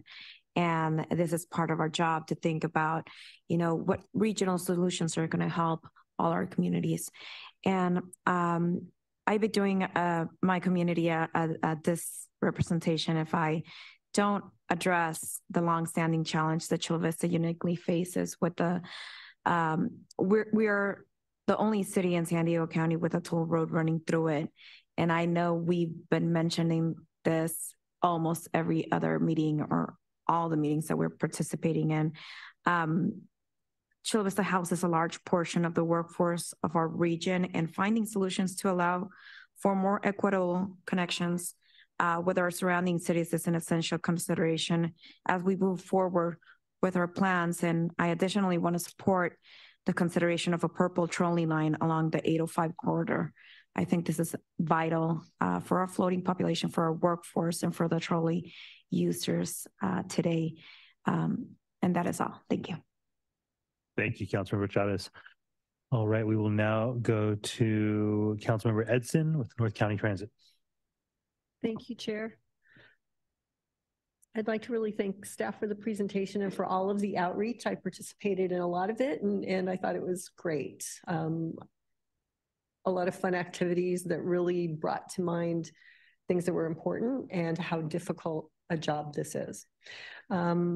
As Antoinette mentioned, SANDAG staff has presented to our NCTD Board of Directors and has had discussions with NCTD about our priorities. This outreach in part focused on the need for faster and more frequent transit services, as well as expanding transit to reach additional destinations. NCTD is advancing several projects that will achieve these goals and is advocating for their prioritization in the 2025 regional plan, including the Sprinter Corridor Service Improvement Project, which will allow NCTD to double service frequencies on the Sprinter by double tracking 9.5 miles along the corridor and modernizing the corridor's signal infrastructure. Also, recommendations from the Breeze Speed and Reliability Study, which will streamline Breeze bus operations and reduce travel times. NCTD is working with local jurisdictions in our service area to advance infrastructure projects to improve Breeze service and increase ridership, and to better serve transit-dependent and choice riders. Breeze frequency increases are a priority of NCTD for inclusion in the regional plan. And several double tracking projects on the Losan corridor that will allow NCTD, the Amtrak Pacific Surfliner, Metrolink, and BNSF to increase both passenger and freight rail frequencies, as well as reduce VMT and GHG. The San Dieguito Double Track Project will replace the 107-year-old, that's right, 107 years old, San Dieguito Lagoon Bridge with a double track bridge and add special events platforms at the Del Mar Fairgrounds. The CP Songs Double Track Project will add double tracking north of the Oceanside Transit Center to reduce the amount of single track in this critical bottleneck for Amtrak and Metrolink passenger services and BNSF freight services. These projects will increase ridership and transform the public transportation system in San Diego County. As I mentioned earlier, advancing these projects is integral to achieving the VMT and GHG reduction goals included in the regional plan. I sit for NCTD, but as a council member, I appreciate Vice Chair Mayor Huebner's comments regarding microtransit, flexible fleets, the needs for public transportation, increased frequency, and echo Mayor Huebner and Councilmember Musgrove's comments regarding the importance of considering the needs of local transportation within communities. Not everyone commutes outside their jurisdiction. And I hear over and over from my community members that, gee, it would be great if we don't have to sit in line to drop off our kids at school, if we could get our kids to school. From the seniors in my community who want to go shopping and don't have a way to do it that costs them, $10 to get up the street, but they aren't able to. So for all of these reasons, I want to thank everyone for listening and for the work that we've done and all of the collaboration in this room. Thank you, Councilmember Edson. All right, we will now go to Councilmember Melendez from Vista. Thank you. Wonderful comments from everyone.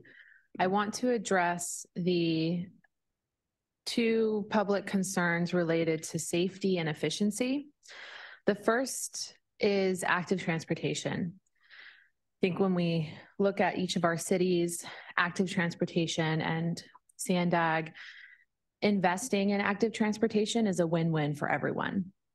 If we want people to be safer as they're walking through their neighborhood, if we want people to more easily access public transportation, if we just want to encourage a healthy lifestyle, we should be investing in active transportation so that people can get from their front door to wherever they need to go on 2 legs, or if they're rolling or cycling. I think that that is one of the main things I would like to see in my North County community is more integrated active transportation options for people. With that, we also need larger infrastructure improvements. Thank you so much, Jewel, for the update with the double tracking. I think that that's really important when we look at the Sprinter. I'm not sure who here has used the Sprinter, but it is a wonderful asset to North County. And the opportunity for North County Transit District to essentially have 15-minute headways instead of its 30-minute headways that it has now will be incredible for commuters and students all throughout that North County crescent, right?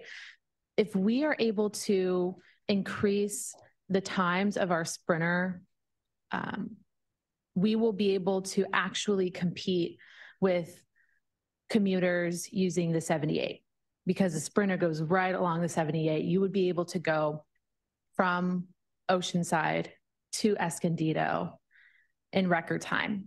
So that's really important for Vista because we're smack dab in the middle of that corridor.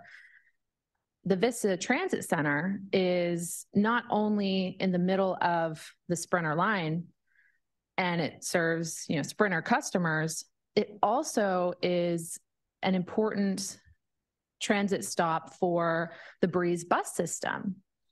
And of course, there are commuters that are coming through that Vista Village intersection every day, going north and south. And it is a very, very busy and dense area that is continuing to grow. We also know that there are a lot of people walking and biking, rolling, people from the neighborhoods, but also people who are using public transit who are coming to our Vista downtown. This is a very heavy corridor, and we need some infrastructure improvements to update and modernize this key transportation center. And the way that we do that is by grade separation. If we can separate the tracks at the Vista Village Transit Center, then we free up the buses, right? Buses have to stop at the tracks, right? It's a huge obstacle. If we can pull the tracks up at that center, we can free up more bus movement. We also reduce congestion for cars that are waiting there. Right now, it's every 30 minutes. It's going to be every 15 minutes. And people are just sitting there and idling and miserable. So we need to bring the train up or down off of the road surface, not only for more efficiency in our transportation, but also for safety. Road surface level trains are a danger to pedestrians We've heard the stories. It's horrifying what can happen. And it's also important for us to free up space so that people can actually walk and cycle, and the movement of car traffic can be freed up, and of course the movement of buses. So if we were to invest in a grade separation, we know that we can count on more active transportation. So these things go together, and it also frees up congestion for people driving cars. These are the type of projects that we need to start looking at now, because by the time we are at those 15-minute headways, it's going to be too late. City of Vista, we are very grateful to have received over $2 million from Congressman Mike Levin to study grade separation. So we're already thinking ahead about this. We have to get ahead of some of these larger infrastructure hurdles that could ultimately become really big obstacles if we don't invest in our planning now. So those are my two big things: active transportation at the local level, making sure people have quality infrastructure to walk on and bike on. The larger infrastructure improvements to modernize our transit center, particularly that key spot in Vista, where we need to free up the road for our first responders as well in that major corridor. And I'll also make a comment on one more thing. I saw here on feedback from social equity and community engagement, what people are looking for with our public transit. I really want to emphasize the importance of maintenance and cleaning, as well as amenities in general, public restrooms, clean, hygienic conditions of our buses and of our sprinters, our trolleys, our trains, right? Quality infrastructure for waste receptacles throughout the transit stations and our bus stops, and just a hygienic environment overall. We know that our public transportation is serving those who are working class people and the poor in our community more than anyone else. And people who are poor and who are hardworking people in our community deserve to have good quality transportation that is clean and that has proper amenities to accommodate them. So I really appreciate that that point came out in the discussions. So let's work on that. Let's make sure we're looking ahead for some of these larger infrastructure hurdles, making sure our transportation is safe and efficient and competitive, and then also really giving people quality services. Thank you. Thank you, Councilmember Melendez. All right, we will now go to Vice Mayor Molina from National City and wrap it up with Councilmember Gasterlin from Del Mar. Thank you, Vice Chair. Oh, all right. So we've got a few more folks who want to get on. If you do want to get on, if you can let us know sooner rather than later, we can make sure we get through the rest of the meeting as well. So Thank you very much, Ms. Wapner, Ms. Meyer, and Ms. Hernandez for coming here today and speaking to us about this important topic. Many of the comments that I have, I share with members that have already spoken about this. The one item that I haven't heard highlighted here is truly the reason behind all of this work. Why are we bothering to reach targets regarding lowering vehicle miles traveled and the greenhouse gas emissions? And the reason is due to the health of our people. There was a workshop where this was highlighted. We spoke about how do we get this message to the everyday person? Why does this matter? And the reason it matters is because air pollution, the quality of our air is affected. The health of our planet is deteriorating. Sadly, that message, many people have become desensitized to the message regarding the health of our planet, the critical point that it is at right now. So maybe set that aside a little bit.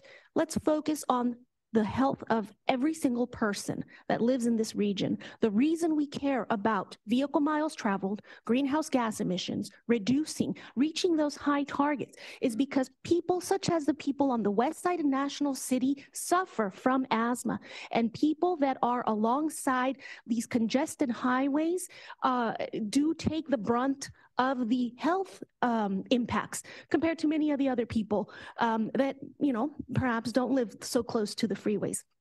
Now, many of my members have already mentioned the need for addressing traffic and the congestion there. And there's a combination of solutions that have been thought of and have been prepared. And I just want to offer to the public, the message again is we're not trying to get people out of their cars if they don't want to come out of their cars.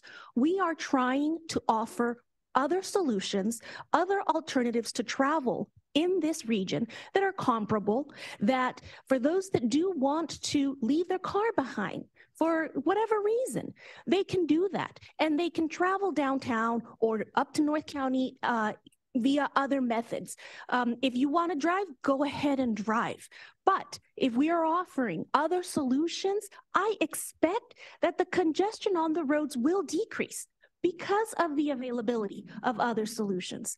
And so, yeah, that's my point here is I would like for our next regional transportation plan to highlight the fact that we're doing all of this is in hopes of increasing the health of our planet, but also the health of every of the people that breathe the air in this area. Thank you, Councilmember Molina. All right, we'll now go to Councilmember Gasterland. And we've now got a couple more folks on the lights, Councilmember Duncan and Councilmember Burkholder. You two will be up following Councilmember Gasterland. Great, thank you, Chair.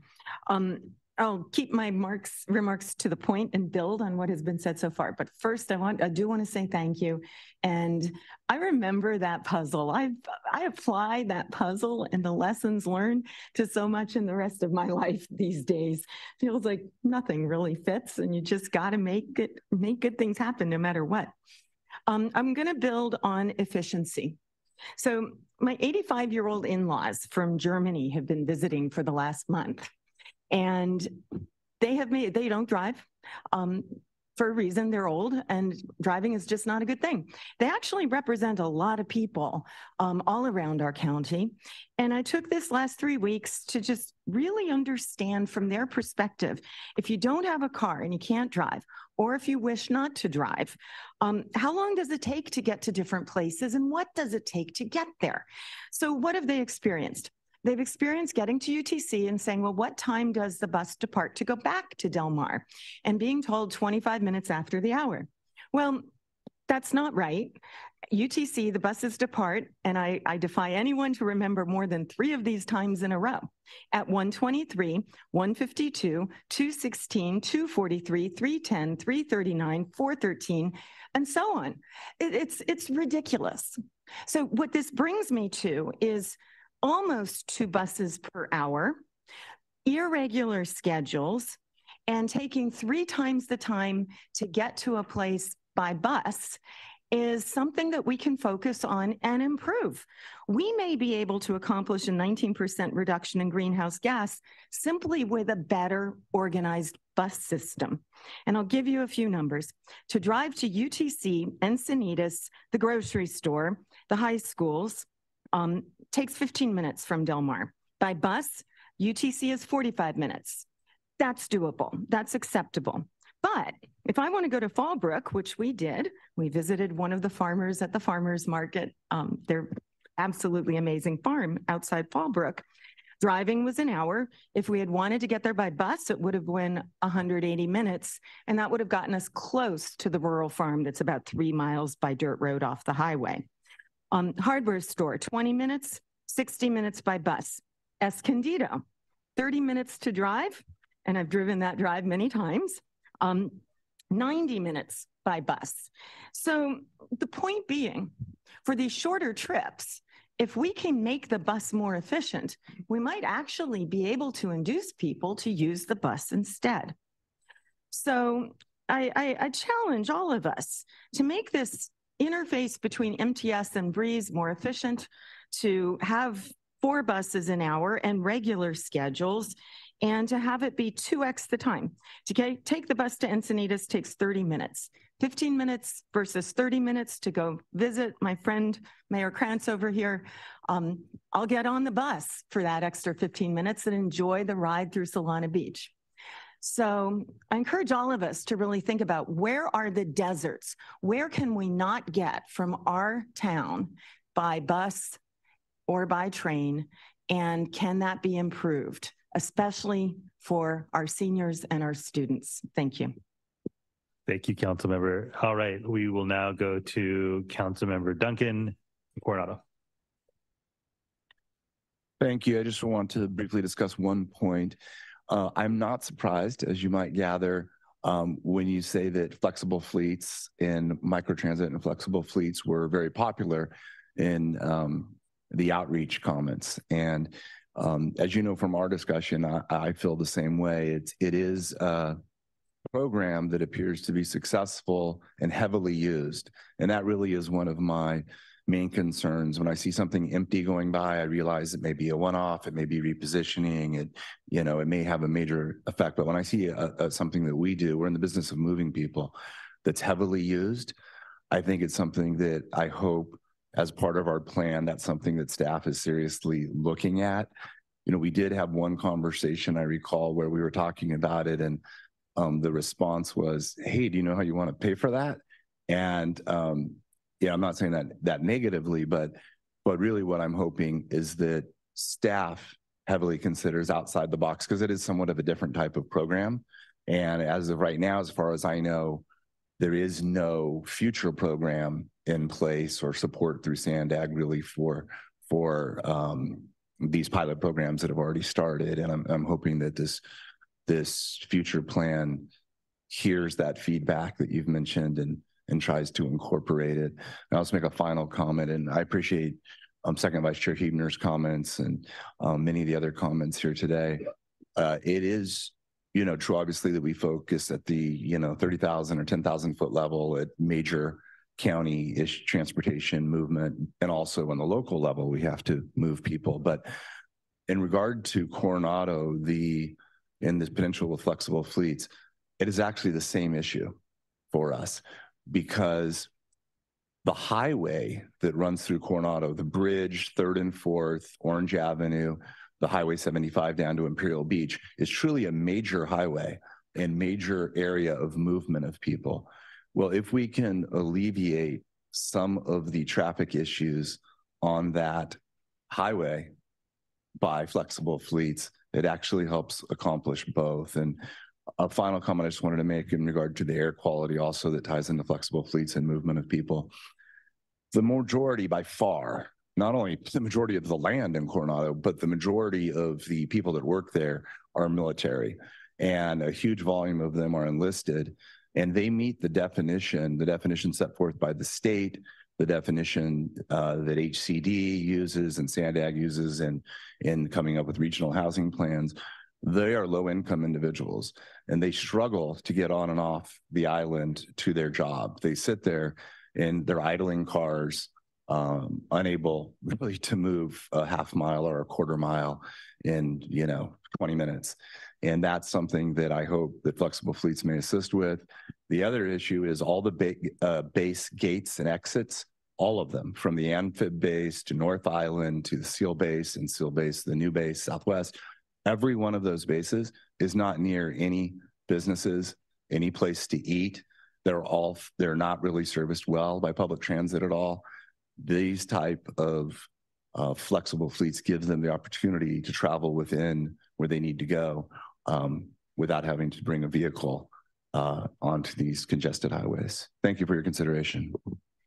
Thank you, Councilmember Duncan. Just a quick follow-up to that. I think one of the things that might be helpful at some point is information that helps us better understand. And I'll preface that by saying that I'm a big supporter of the flexible fleets as well. I think it's a really important piece of the puzzle. We're working right now to connect a part of my district with Councilmember Whitburn's district to model some of the pilot programs that exist in other parts of the city. Big supporter. I also think that part of the conversation around mass transit can be confusing sometimes. I think about the rapid bus that I ride to work, and depending on when you look at that bus, it could look like a giant bus that's empty or a bus that has no more room. And either snapshot could give a very distorted picture of what is needed or what is not needed. And so I think it's difficult for us to kind of know that without more data. And so anything that could help us have better understanding of where we are in terms of actual capacity for the system that is running, I think could be helpful for informing us and making determinations about what our needs are and where we need to go. Sorry for derailing a little bit. We'll go to Councilmember Burkholder. Yes, thank you, Chair. Kind of along the same lines that you were just talking about, I just have a couple little questions and one little suggestion. Maybe before moving ahead with the 2025 plan, we could get some of the stats and data on ridership, of things like that. A couple of people I mentioned earlier on use of microtransit and flexible fleets. And I know we're all excited to do that. We had a conversation about exchanging some of our big buses to smaller ones because we just don't need them. But I couldn't echo more Ms. Gasterland's comments because we really need to look at what we need and apply it to, and it's different for everybody. So that was my little question on that one. Perhaps we could even move into having a quarterly report on ridership. You know, looking to see, is this working? Is what we're doing working? Just again, a suggestion. The other thing is when we were talking on page 17, of the report, it actually talks about the 2,400 people that responded to the surveys. Whenever I see that, I have a couple questions. Who were they? As in like, not their home address, but like, do you have a general idea of where they came from or what zip codes or any data that you gather for the people that participated in the survey? I'll start. Feels like we all have something to say about that. The 2,400, my understanding reflects the number of participants that physically came to the 45 pop-up events that the CBOs hosted, as well as the 5 in-person sub-regional workshops that we held. The map that is included within the attachment shows where the events were. I don't believe that we have information that shows where the people that attended came from. Okay, and then did you want to say something, Antoinette? The other place where we collected information was the online mapping tool. So it wasn't a survey per se where you could just drop pins and comments on the map. So we didn't ask people to provide like a zip code or the city that they lived in to use that tool. Okay, and then were they provided any incentives to participate in the surveys or anything? I can speak for the 5 sub-regional workshops that SANDAG hosted in partnership. We did provide dinner and childcare services at those events.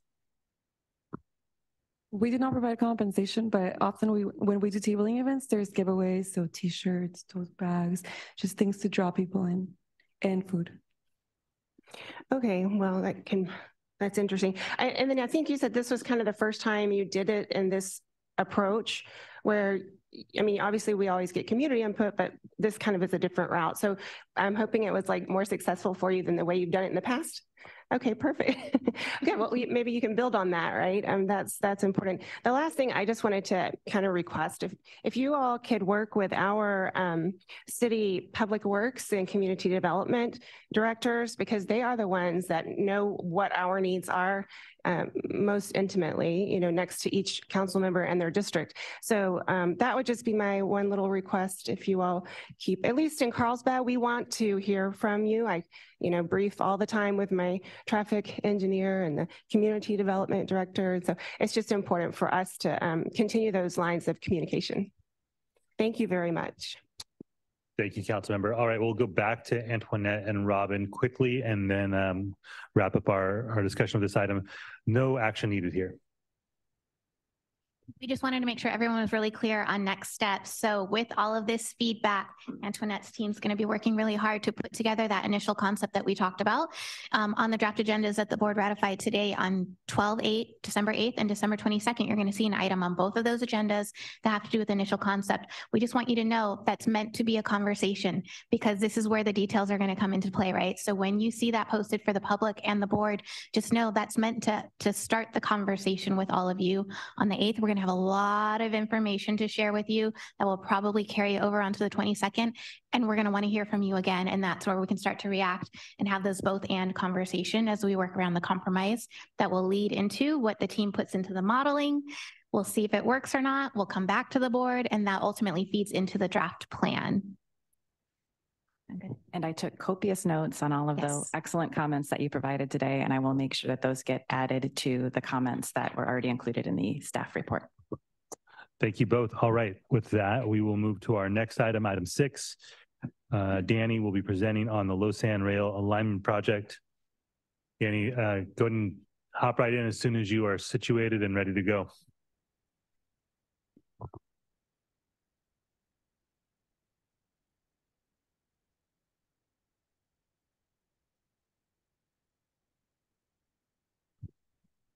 All right, thank you, and I guess good afternoon.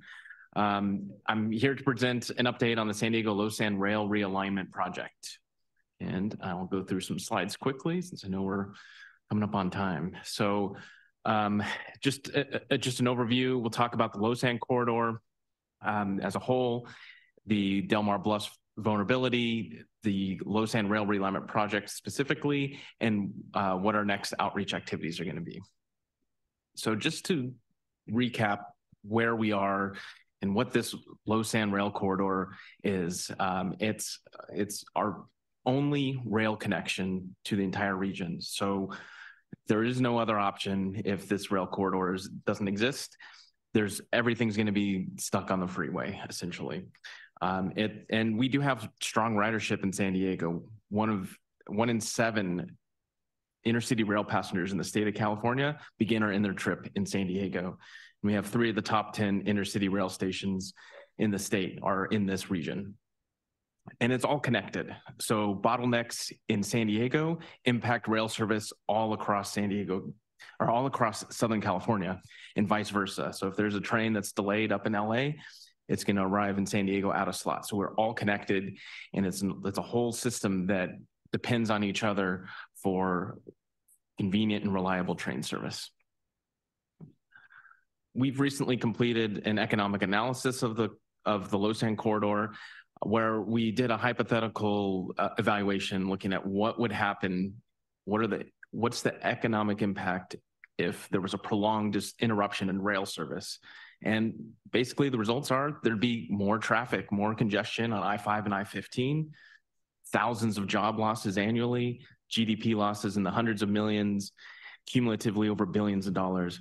And all of the, or many of the port tenants may decide that if they can't move their goods by rail, they could relocate those maritime jobs to other locations that have more favorable transportation connections. And this rail corridor is also identified by the Department of Defense as part of the Strategic Rail Corridor Network. And this is vital to ensure military readiness and national defense. It's significant that they need to have these, our military installations and our strategic ports can have rail service. And so I wanted to show a video because this really clearly demonstrates how close we are to the edge of the bluffs. It's just mere feet. This rail corridor is just mere feet from the edge of this bluff. And during high tide, there is no beach. It's all underwater, and the waves are crashing against the toe of this slope. And this is a bluff collapse that was captured just in 2019. This one's relatively minor. But this is the type of event that happens frequently. And over the last 20 years, the Scripps Institution of Oceanography have been monitoring bluff erosion and have measured on average about 6 inches per year, 6 inches per year of erosion. And our tracks are right on top of those bluffs. And so Sandex spends a lot of time, especially working with our partners at NCTD and stabilizing the bluffs. We drill piles and tiebacks and drainage improvements and seawalls. They're all temporary. And over the past 20 years, we've had five stabilization projects totaling over $100 million. And I'm going to paint on here some of the bluff collapses that have occurred that have impacted rail service in Del Mar, as well as the emergency repairs that have happened outside of those major capital projects. So we're spending a lot of money on keeping those bluffs going. So back in 2021, when this board approved the regional plan, it included a major commitment to Lausanne, $7.2 billion to reimagine this corridor. This is the Transit Leap vision, and this is a corridor that's existed. I'd heard earlier there's 1880s technology, but this vision takes it to a next step. This is upgrading this corridor from this old-fashioned technology with improved travel times, higher frequency, and safety. And we plan to fully double track this and offer travel times once the full plan is implemented between Oceanside and downtown San Diego in 33 minutes. So building off the regional plan, SANDAG developed the San Diego Regional Rail Improvement Study. So this was corridor-wide in scope for the county. We looked at how we can achieve this vision. How can we implement that transit leap on Losan? And one of those elements in the study was doing alternatives alignments for Del Mar, this planning study for a Del Mar realignment. And it was that initial work that has led to the capital project that we're working on with this realignment in Del Mar. So why is realignment needed in Del Mar? Well, as we've demonstrated, the bluff erosion, it's a risk to public safety and the reliability of the rail corridor. And we talked about double tracking that's needed. And double tracking along the bluffs is just not practical. And these bluffs are expensive to maintain. There's sharp curves and it's single track. So we want to be able to move people and goods efficiently and quickly. We need to double track. And so what are the goals of the realignment? So we want to relocate the tracks away from those eroding bluffs. We want to minimize community impacts. We want to improve the rail travel times and encourage ridership. We want to enhance coastal access and improve safety and preserve wetlands in the lagoons. So as part of this Losan Rail Realignments Alternatives Analysis that was just completed in 2023 and posted on our website, this identified five potential alignments. All of them include tunnels. The tunnels are the best way to realign a track through an area that's already developed. There's no empty spot to run the tracks. So tunnels are proposed to minimize those impacts on the surface and achieve the goals. So we developed those 5 alternatives, but we also did a lot of outreach during that time too and heard a lot of feedback. So there was questions about, well, can you move the tunnel opening, that tunnel portal, farther away from the community? Can you put it somewhere else? And so we started analysis to look at those at a high level, and we're continuing that discussion as we're going forward. And so you see on this map, there's a lot more lines than those initial 5, and a lot more of those circles represent potential tunnel portals that we're all considering. And so at this point, we are looking at all things or all potential options, and we're continuing to do that.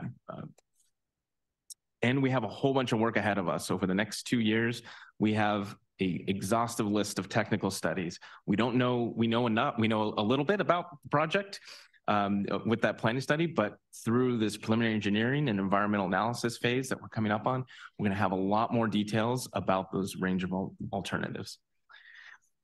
Funding, it's a big project, and we do have $300 million in state funding, and that's a down payment. That gets us fully funded through the project development phase. So as we get the project shovel ready, we don't have to chase money in each phase, but we do want to recognize that we still need construction funds. We need $3 to $4 billion, but we have some time until 2028. That's when we'll be ready to start construction. We need to work with our federal partners, our state partners, and locally to identify funding sources to get this project ready for construction. And over the next 3 years, this is our preliminary engineering and environmental timeline. So all those technical studies that I listed before, so those are just beginning. We'll have those ready for the 2025 draft environmental document, and then we'll be back in 2026 for the final environmental document. And at that point, that's when we will select one of those lines as the project, and we can advance the project into the final design phase. And that goes over to the overall project schedule. So as mentioned, we started the planning in 2020 with that alternatives analysis. and we're now transitioning into the preliminary engineering environmental phase. And at completion of final environmental document in 2026, we will go into the design phase.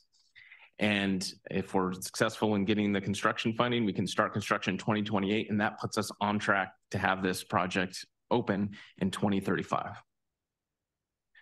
And we have a lot of outreach events coming up. I mentioned a little bit about alignments, but this on Monday, we'll be in Del Mar talking about alignments. And these photos are from past outreach events that we've done in August and October.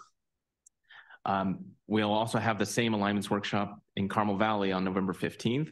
And we're also establishing a community field office where we'll have staff available to meet with people to answer questions and to hear about concerns every Tuesday at the Del Mar Town Hall starting Tuesday. And I mentioned the website. There's a lot of information on our website. All of the past outreach is available on there. There's recordings and videos. So sandag.org/LoSAN, that's where you'll find the best source of information. And that concludes presentation. Happy to answer questions today. All right, thank you so much. Well, let's go to public comment. Thank you. I have the first public commenters in person, Rita Clement, followed by Truth.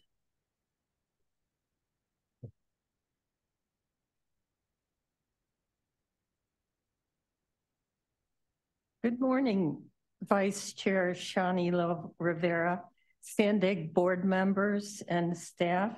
My name is Rita Clement, and I'm a volunteer with San Diego 350. I am speaking in support of item 6 and the staff report concerning the Lausan Rail Corridor report. I am relieved that impacts from climate change, such as sea level rise, are being written into this plan. It's important that we seek long-term solutions for the Lausan Rail realignment. Thank you for the outreach events. Truth, you are next, and you'll be followed by Mike. The $300 million debt hole digging down payment photo continues to make the rounds a year later. Sandag needs to stop fear-mongering to push a $4 billion tunnel that people don't want. At the October 4th Del Mar workshop, almost everyone agreed that nobody agreed to a tunnel and that having the tracks aligned with the 5 made way more sense. And though Lou's idea of bridging the bluffs was good, this is part of Steve and Jonathan's comments from the workshop. This tunnel is the largest and most expensive project in San Diego County history. These trains are mostly empty. Rail volume is well below 1% of total freight for all of San Diego County. This information must stop. Sandag has severely eroded the public's trust. Why reroute it at all versus the bus bridge, decommissioning the stretch altogether? There's been no earthquake study or sound study or a non-Sandag independent cost benefit analysis. And that's why Sandag only moves people one direction, away. And Shani talked about a functional meeting with dysfunctional people. It makes as much sense as the tunnel. And Luz, I don't want Sandag Your time has expired. Mike, please come to the podium. You'll be followed by Dan Quirk. We'll be followed by Steve Quirk. So obviously it appears that it doesn't matter what we say on this issue whatsoever. They're going to ram this down our throats, whether we like it or not, Quirk brothers. You guys definitely need to figure out a new way to fight. You're not getting your cost benefit analysis. You can continue requesting it all you want. They're going to slow walk it every step of the way. They've smashed on Oceanside. They've smashed on Carlsbad. They've smashed on the city of Encinitas and Solana Beach. You guys are next. You guys are next. And I just totally wish you guys would start listening to us. Like, we'd have things to say that we'd like to bring to you guys' attention, but we're constantly limited in our time. So we're going to come here and we're going to find little bullet points to try to make things sting and to make things sink in with you guys until we're limited or unlimited on the amount of time that our First Amendment rights give us. Your time expired.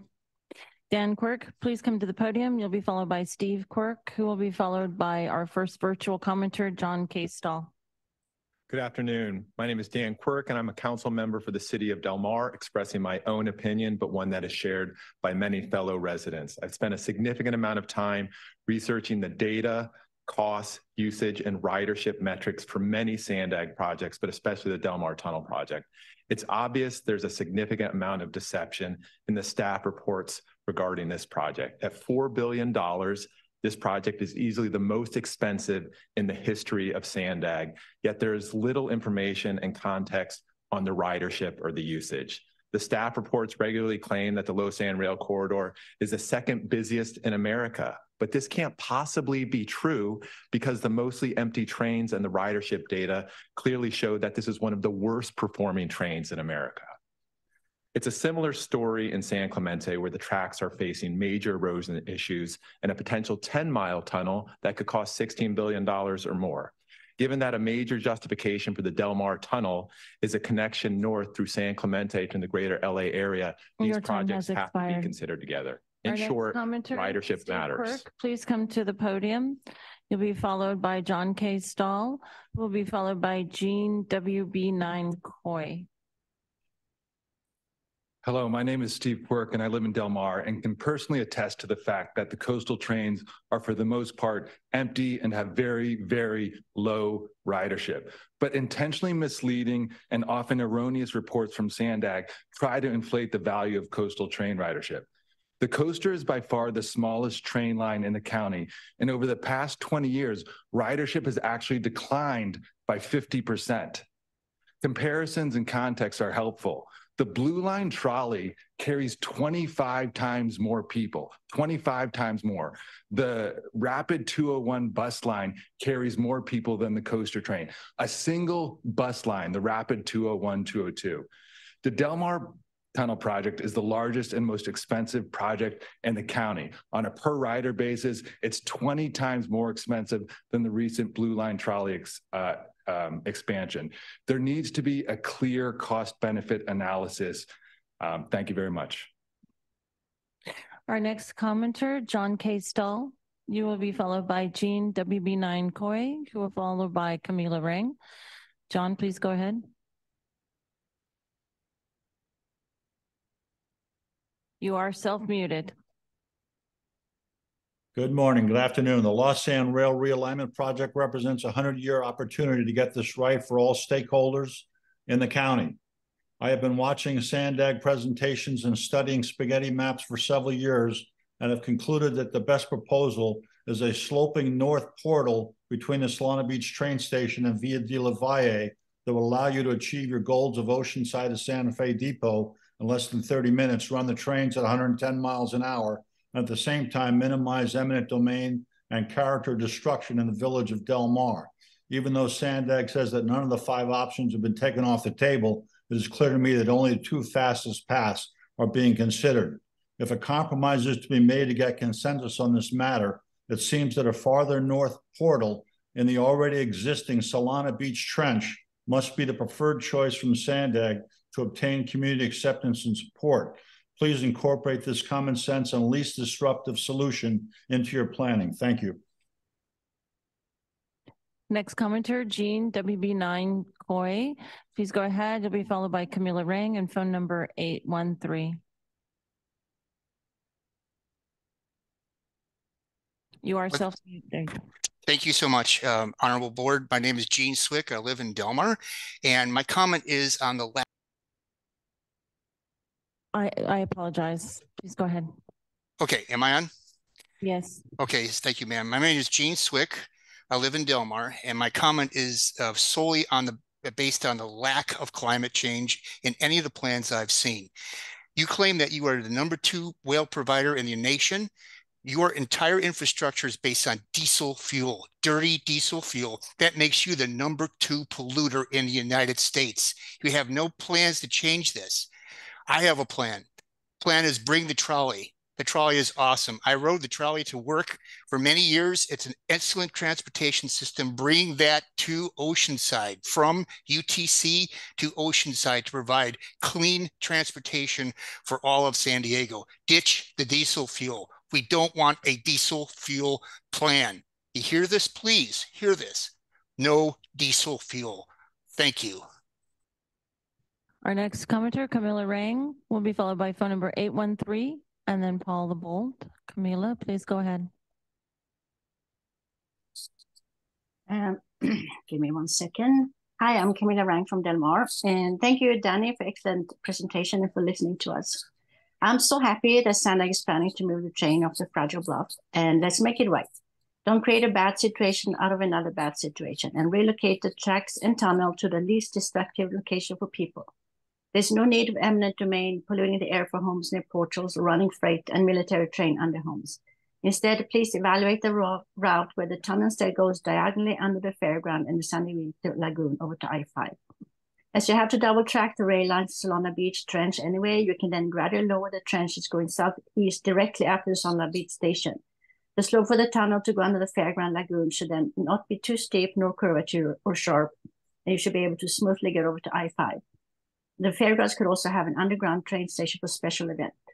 The South Portal and Portal should also be away from homes and the Los Penasquitos Protected Lagoon, and should preferably be located by the pump station close to Sorrento Valley to meet the double tracks that are already there. This route is the only one that makes sense for people and for nature. It's the only option that fulfills all. Your time expired. Phone number 813 will be followed by Paul LeBold in the original draw. Phone number 813, please go ahead.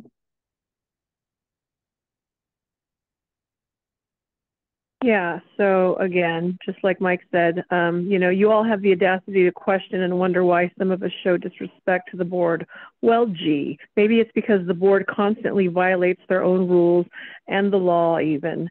Maybe because we're fed up with you, the ones who overlook when your own colleagues perform illegal acts behind the backs of its citizens. Yet you want to penalize the ones practicing their First Amendment rights who come in and speak up on their concerns. Then, adding insult to injury, you don't even bother to address the illegal activity of your colleague. Illegal actions from the board's members should be what's up for discussion, not the Mexican metropolis or Ukraine or Israel, but our county affairs. They are the priority. The only thing you guys show instant results with is silencing the people, because we're the ones who have been calling out the corruption. Unlike government, we're on point and make sense. So address the elephant in the room, as you said, Sean. You all owe it to the people. Remember. Your time expired. Paul LeBold, followed by original draw and Blair Beekman. Paul LeBold, please go ahead. Paul LeBold, so this tunnel thing would start in 2028. And hopefully complete by 2035. The longer we wait for this, the more money you'll spend just to fix the bluffs. That is silly and stupid. Now, also a tunnel, it's subject to leakage, to seepage, and a 300-foot tunnel, I mean, you couldn't extricate people quickly enough if they had a heart attack or if there was a fire in the tunnel or anything like that, or an explosion. I think the best option is the rerouting the tracks above the Del Mar Fair. I believe that Terry Gasterland proposed a while back. You ought to listen to the people of Del Mar. Thanks. Our next commenter, the original draw, followed by Blair Beekman, then Tony Nelson. Original draw, please go ahead. 110 miles an hour is not that fast. I feel like we're setting the bar low because, you know, there's a Mach 1 train in the DUMBs, the deep underground military bases, and they have trains and tunnels down there, and they're really good at building those. In fact, they're all over the world connecting it, even underwater. So in a Mach 10, I mean, a Mach 1, you could get to New York in 20 minutes from here. So like Oceanside to San Diego in 33 minutes is really not that great. And I'm sure that you could, you know, give the 3 or 4 billion or maybe the 7.2 to the Rockefellers, and they'll probably help you out with learning how to get this done in a very, very quick manner. And then it can be almost like an amusement park, right? And it's like, I mean, we need to get places quicker. So how fun would it be to go like so fast, thousands of miles an hour, right? And just get there, boom, just like that. And then there's no waiting. Right. And so we just need to ask the elite what's going on, and not the elite. You guys aren't the elite. Okay. I know you think that you are here, but I'm talking about the other ones, you know, the ones that puppet you guys around, because I guarantee you we could get this done in a year flat. Ask them. Your time expired. Blair Beekman, you'll be followed by Tony Nelson and then Mark H. Blair, please go ahead. Hi, Blair Beekman. Thanks for this item. When you know, I take the Amtrak a lot from San Diego up to LA and San Francisco. It's really usually very crowded, and so I think if we just know how to build it right, and that's an important concept. I mean, we're just going to have to be building the future of mass transit a lot more uses than just cars. So it is an important project. Interesting point today about the differences between diesel and electric for the future of such a project. Good luck how to be considering that. I'm a bit confused with this item. It was spoken last week about ideas of a tunnel through the Del Mar area. Is that separate than this project? I worry about passenger trains and military trains sharing a tunnel. That's a worry. I worry about seepage issues of a tunnel if it's placed too close to the ocean. Those are my feelings. Thanks a lot. Our next commenter, Tony Nelson, followed by Mark H. Will be followed by Jason. Tony, please go ahead.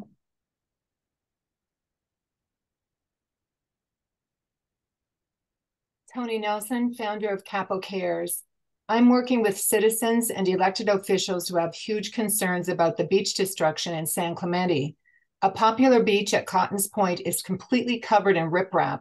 Coastal access is not possible without risking your life. By the time you realign, all our beaches will be gone.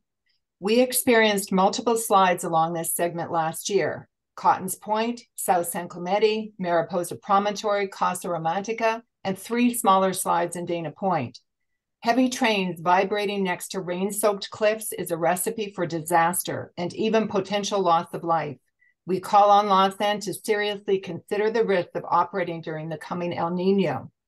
Taxpayers will not approve billions for a 10-mile tunnel to carry empty trains through San Clemente. You must consider this segment along with Del Mar. Taxpayers need to see accurate costs and realistic benefits of realignment. Our beaches and public access must be protected. The railroad is not the only stakeholder here. Your time expired. Mark H., you'll be followed by Jason, then Donald Billings, and our final speaker, Angelina Neglia, 1. Mark H., go ahead.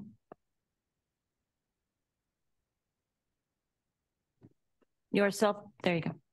Oh, my name is Mark Hansel. I live on the Bluff, 112th Street in Del Mar.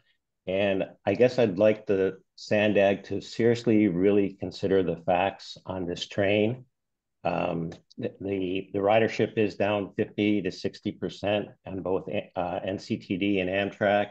It services the most lucrative and high-income areas. It'd be much better to spend this money on low-income bus services where it's needed the most. The freight trains are minimal benefit to San Diego. There's no longer a military need. The social equity is a real issue. The train really doesn't, if you go look at the studies, it really doesn't help with congestion at all. And long-term, I agree with some of the other people. We should be looking more into bus service, maybe turn this into a bike trail, or even consider the trolley to go all the way to Oceanside. Thank you. Jason, you'll be followed by Donald Billings. Jason, go ahead. Good morning, board. This is an immense opportunity to advance our climate action plan. We need to get more people on trains and more people on bikes. If we do build that rail trail, that'll be an excellent connection for people on bikes to experience our wonderful shoreline from the safety of a nice protected trail. Do not let the naysayers stop this project. If we cannot find the funding, we will find federal funding that will supplement what we have here, and perhaps Caltrans can pitch in too. Thank you. Thank you. Our next commenter, Donald Billings, and you'll be followed by the final speaker on this item, Angelina Neglia 1. Donald, please go ahead.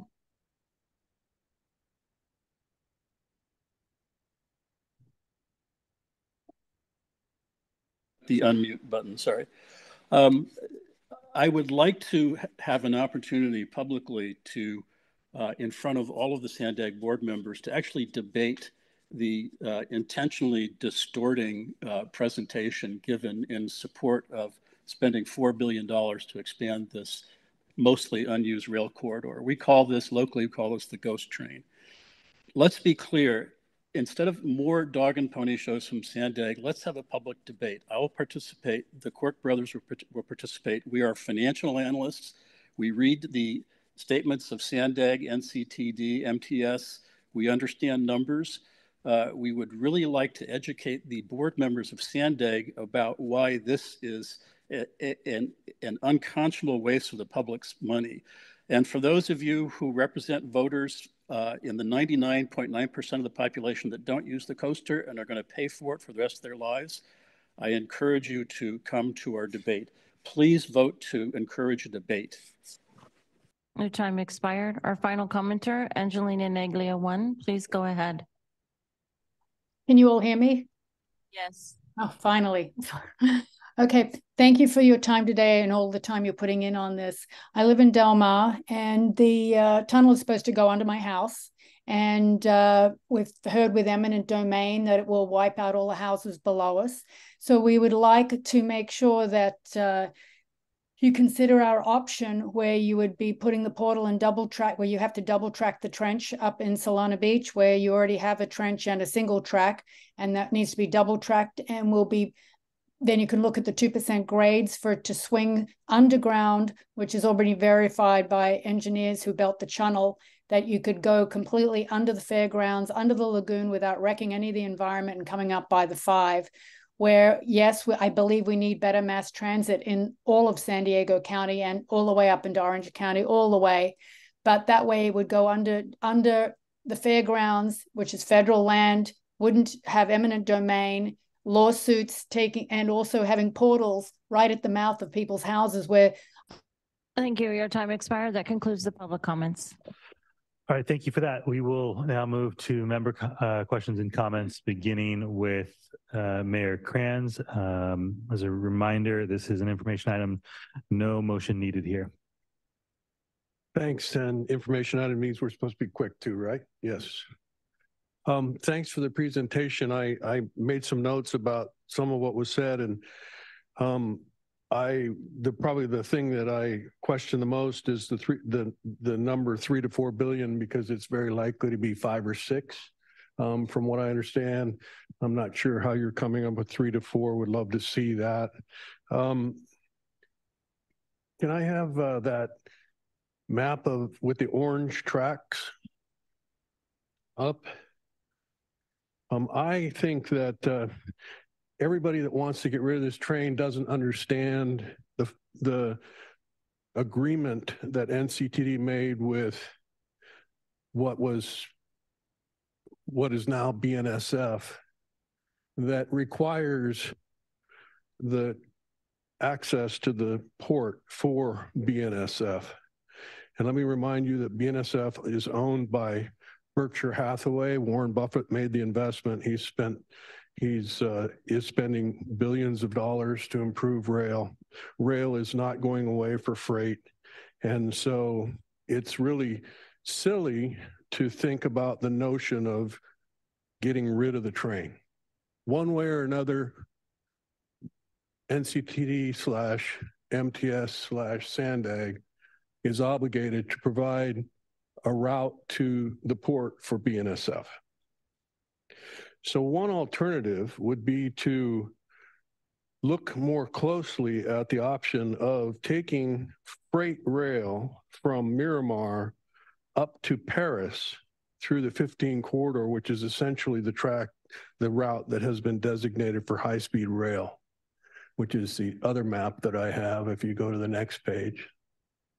They do have two options for high-speed rail, whether it's the 15 all the way or the 215. I think the 215 works best. If you'll now go back to the previous map, you'll see up there at the top, hopefully, can you go any higher? Yeah, all the way up. Barstow. BNSF is spending $1.5 billion for an intermodal facility in Barstow. So I suspect if you talk to BNSF, they would love to see freight rail from the port in San Diego get to Barstow more quickly than going through LA. So what do you gain from looking at this alternative if it becomes the choice? Instead of tunneling through Del Mar and Miramar for the at the tune of who knows how many billions, you'd spend that money for not only getting freight up to Barstow more quickly, you'd be hopefully working towards the future high-speed rail. You still have StracNet because freight trains would be able to hang a left there in Escondido and get to Camp Pendleton. You would be able to have commuter rail that would go up through Escondido. You would have the potential for commuter rail from Temecula and Murrieta down to San Diego. And then most importantly to me, you end up with more options for rail in the 5 corridor.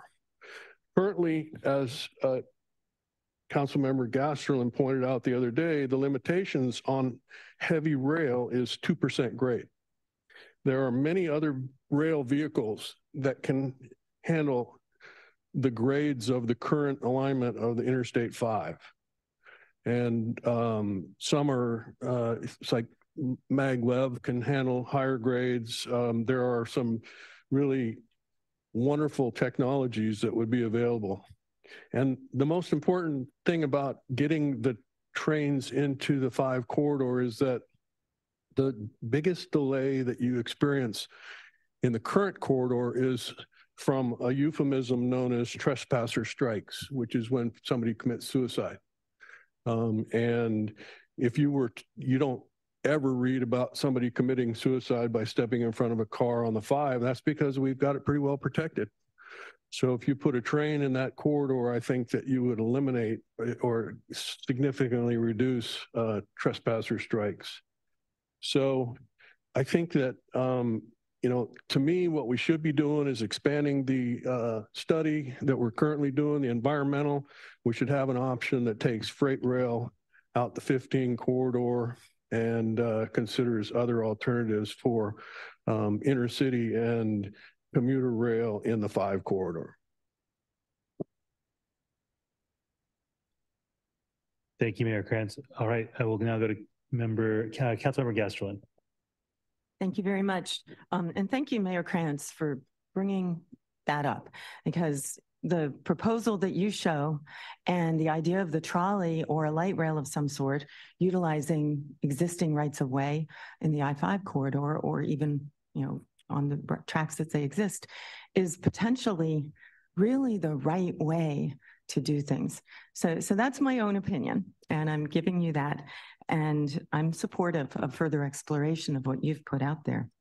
I prepared my remarks that I'm about to say together with my fellow council member, Dave Drucker. Dave Drucker and I are the liaisons, we're the so-called council subcommittee in Del Mar on anything to do with railroad. We're the NCTD first and alternate representatives, and we are who Danny and Sharon Humphreys have been talking with. And it's been a really good talk. I have to say, the Sandag engineering staff, you guys have a deep bench. You're smart. You're with it. You really, really get it. I just wanted to put that out there because I see passion, I see caring, and I see a genuine open-mindedness on your part as I work with you. I wanted to make sure that that's out there. We do not know which alignment will be the final result. We don't know that. But what's really important to the people of Del Mar is that the process be as transparent as possible. Because at the end of the day, when an alignment has been laid out, studied, and ready to seek construction funding, and that's where the cost-benefit analysis will have to happen by definition, it will be of utmost importance that the public has confidence that through this process that we're going through, and I've watched Danny Vey and Sharon together with the public. You're coming to the farmers market that I mentioned earlier and talking with people, that the process has happened, it's been transparent, and that all of the objections and concerns have been fully heard and evaluated.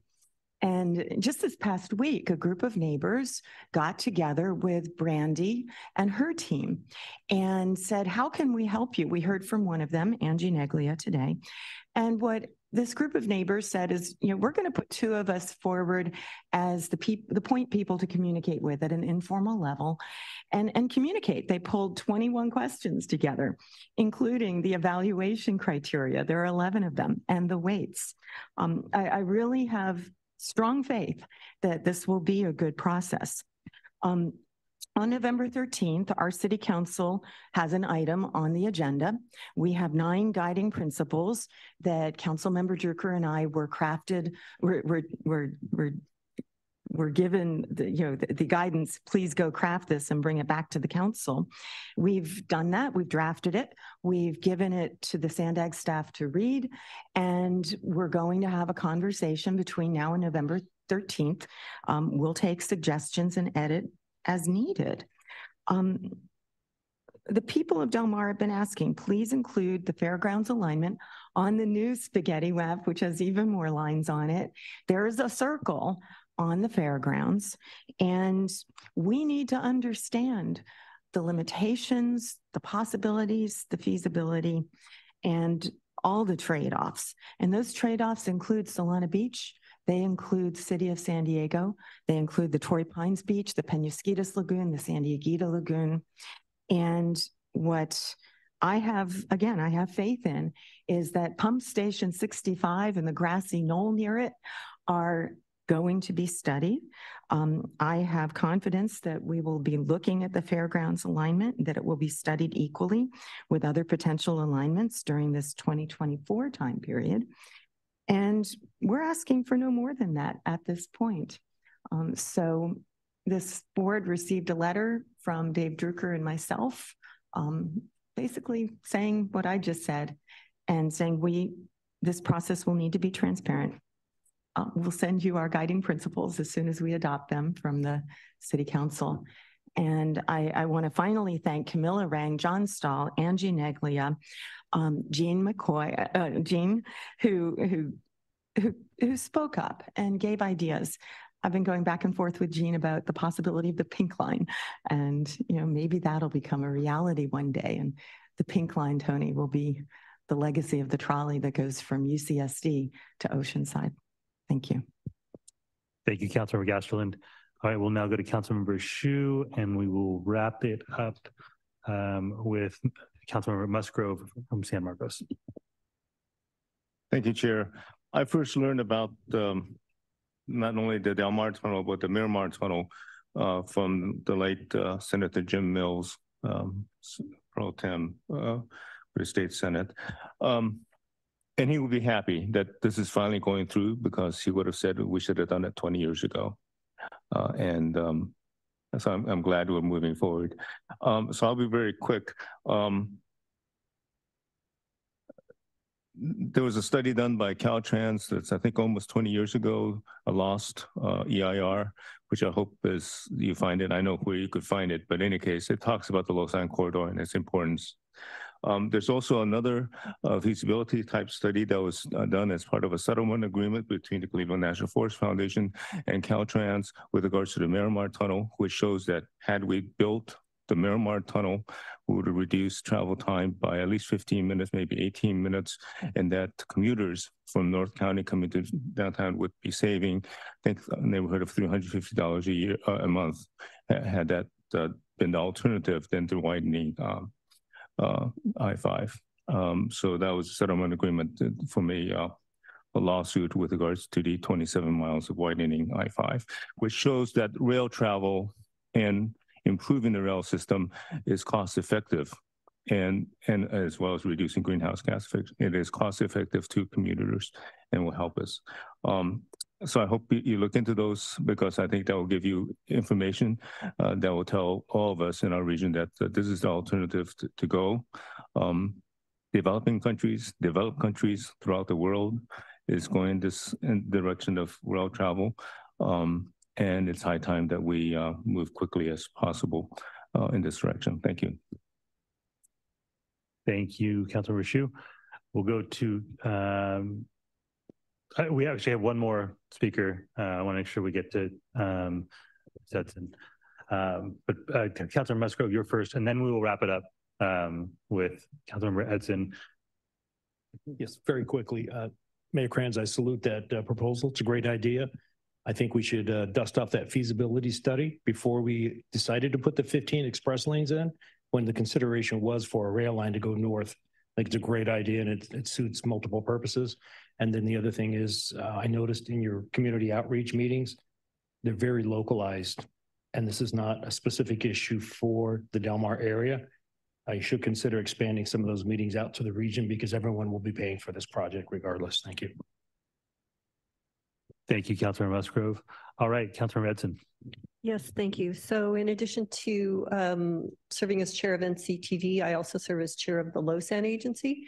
And we had some really positive ridership numbers on Monday at our meeting. So I just wanted to, hearing the comments about a ghost train, I couldn't help but want to chime in with some actual real numbers.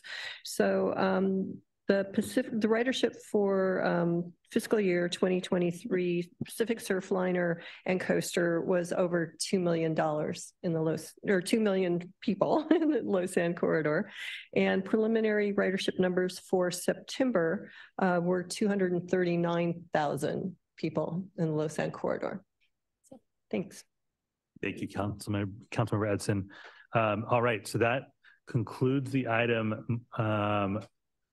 Before we go to the last of our non-agenda public comment, Danny, I understand it's your birthday. Happy birthday, Dave. What an incredible gift you've been given to have this conversation with us to start your day. May this be the high point of your birthday. No, not okay. Maybe not. Tessa, any additional non-agenda public comment?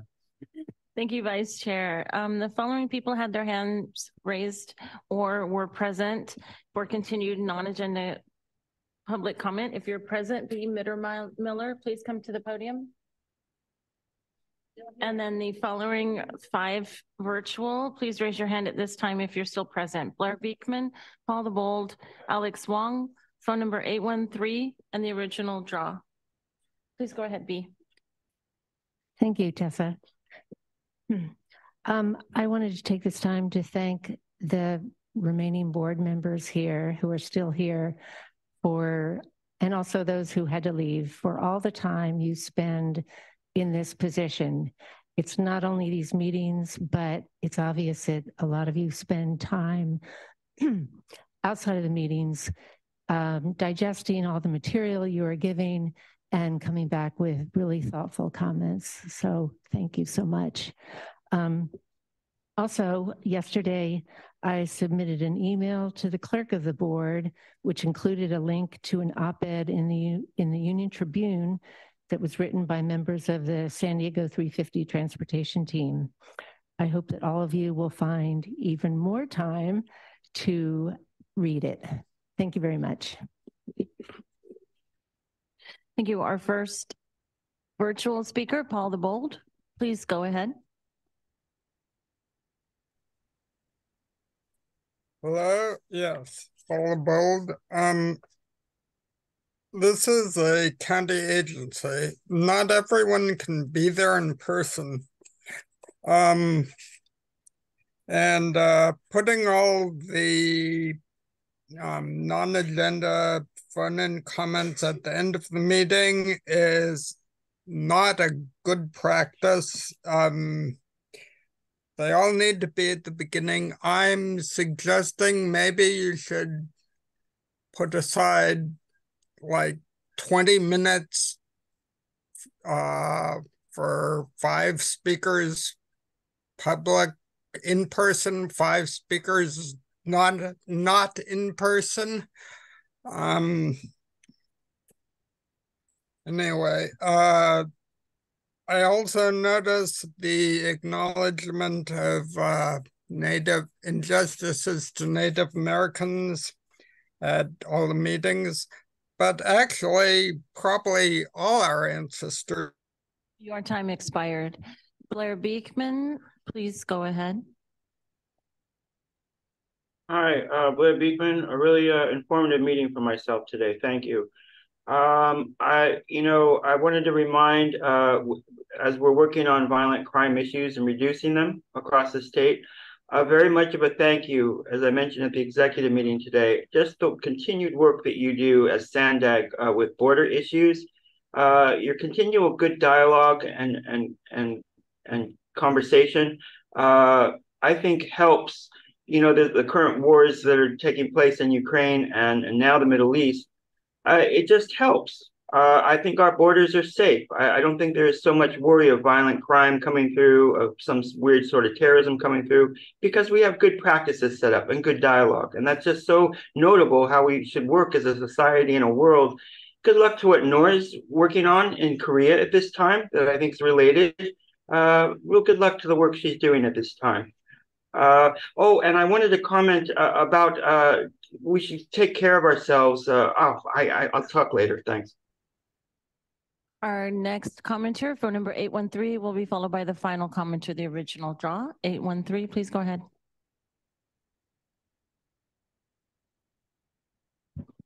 You are self-muted.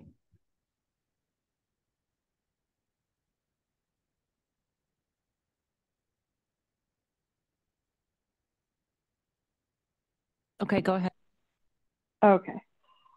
So yeah, as far as what I wanted to finish saying, the legal actions from the board members should be what's up for discussion, not the Mexican metropolis or Ukraine or Israel. Free Palestine, by the way. Our country affairs, our county affairs are the priority. What else did I want to say? Oh yes, remember who you work for. We're not letting this go one by one. Most of you will be exposed. You will resign or be fired, just like Nathan, or just like Sayonara Ikarata, and now Cardenas. The power-hungry, greedy snakes always turn on each other. National City Lady, Molina, know this, government will never have the solution because they're the problem to begin with. Yeah.